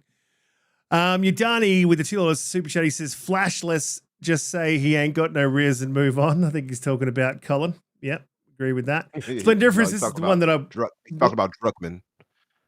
Oh, yeah. Druckmann with the photos, yeah. Oh, right, yeah, Druckmann, yeah. Well, Colin too, both of them. And Splendiferous said, journalators.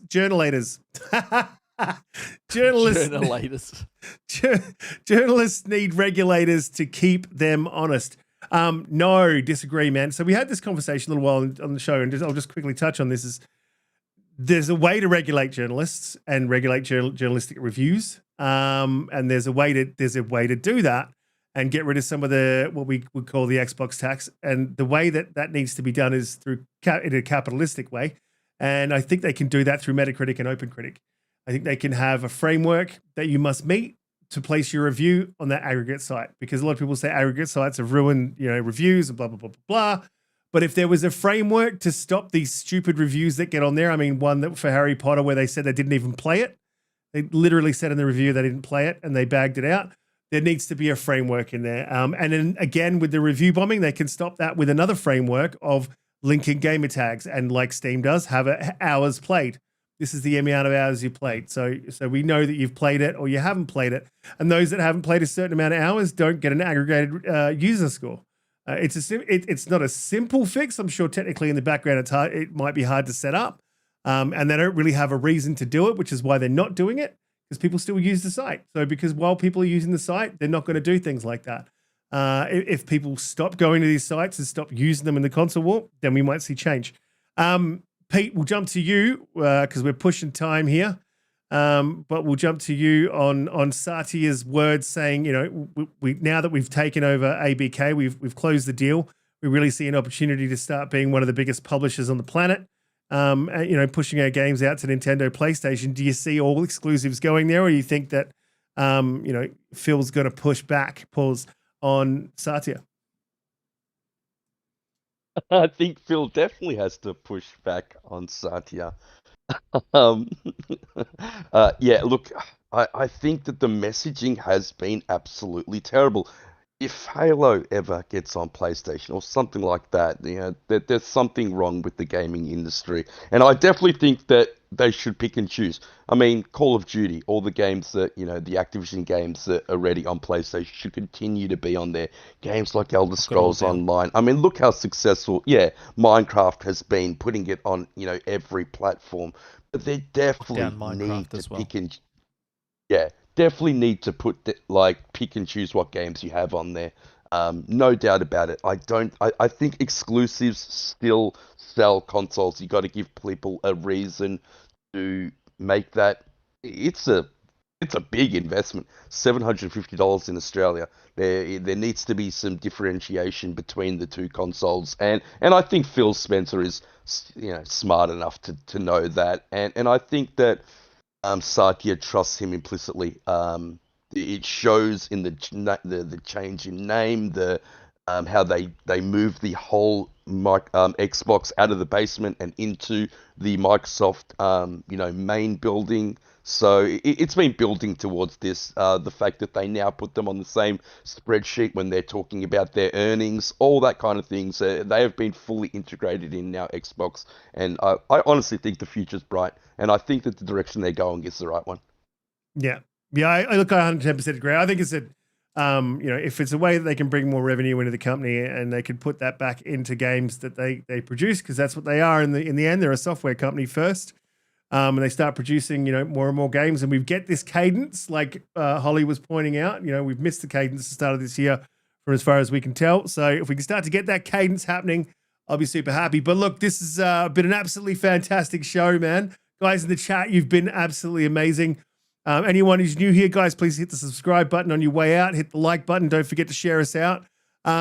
Nick. It's absolutely fantastic to have you on the show. And it's a testament to how grateful I am that you came on, that I would even have this on the show. Theme song. Because it's a terrible song. Terrible song. AFL clubs have terrible songs. Terrible.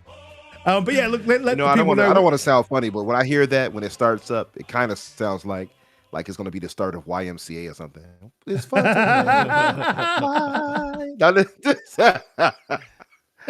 All love, Nick. All love. Look, before we get what Nick's sport outro, is this that you're? Before we get Nick's What outro, sport is this and you we crack the shits about? Which is also AFL. Yeah. Australian rules football. sorry. I'll send you some footage. Soccer. Splendiferous just dropped. No, it's not soccer at all. Australian rules football. That's sacrilege.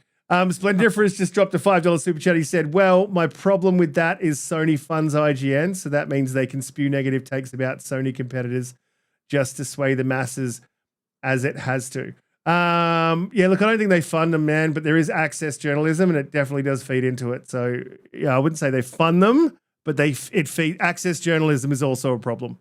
And there should be... That's another very deep discussion. That's another very, very deep discussion, that one. Right at the end of the show, Splendiferous. Yeah, look, you can fix that with Metacritic regulating the framework by saying anyone who is going to review on this site must be given an early access copy. But then there's other bits of access journalism, like giving you a PSVR 2 and, hey, here's 6 free PlayStation 5s, and all that stuff does feed into it. But at the end of the show, we'll come back to this conversation next week. I'll write it down and we'll talk about it next week. We've got to get out of here. Nick, let everyone know where they can find you. And if you do need to find any one of the guests or anyone of the panel, you can find them down in the description. Nick, where can they find you? What are you up to for the week? You can find me on Twitter with my name, _Shpeshal @_Nick on Twitter. Otherwise, just go to xboxera.com. Very simple, and it's all there. Everything is there. A whole lot of it. It's nice and easy. Watch us tomorrow if you want. I'll be watching you tomorrow. Yeah, like I said, you can find all of those, Xbox Era, Nick's Twitter, the YouTube channel. It's all down there in the description below. Another fantastic week. I don't know if that's coming. It's not working. I'm pressing it. It is working. I'm pressing the wrong buttons. Oh boy. I've lost all my. Oh, jeez. The buttons have gone crazy. This one working? Somebody help this man. I've broken it. It's broken. This is Blue. for the best. Another fantastic week. Oh, what a shame. I'm really sorry to hear that. Another fantastic week. Let the people know where they can find you, where you'd be up to. This is me everywhere. ThatBlueNumber. I noticed the link in the YouTube is wrong. So just Google. Bro, you really put that on the thing? Like, that's just rough. They always give me shit for skill issue because my tastes are more defined and refined and unique. But it's not fair. But thanks again, Nick, for being here. Really appreciate it. And thank you so much. Thank you for giving Riskit all of the stupid hand symbols. That's just really going to make our life so much better from now on. Just so good. This is so good. Really elevated the show. Yes. I'm mad that you all kind of doing this kawaii Japanese girl, like, yay, peace. I have to do it that way. It only works that way. Like, otherwise, what's the point? Absolutely. And I don't know if Blue mentioned, but you can find her also on Renegade Realm Podcast. That link is down in the description. You can head there and click on that. Absolutely. We can't forget about those guys. Umbra. Another fantastic week. Let people know where they can find you, what you'll be up to, and are you planning to fall asleep this week in your show, Boom Show, or before someone else?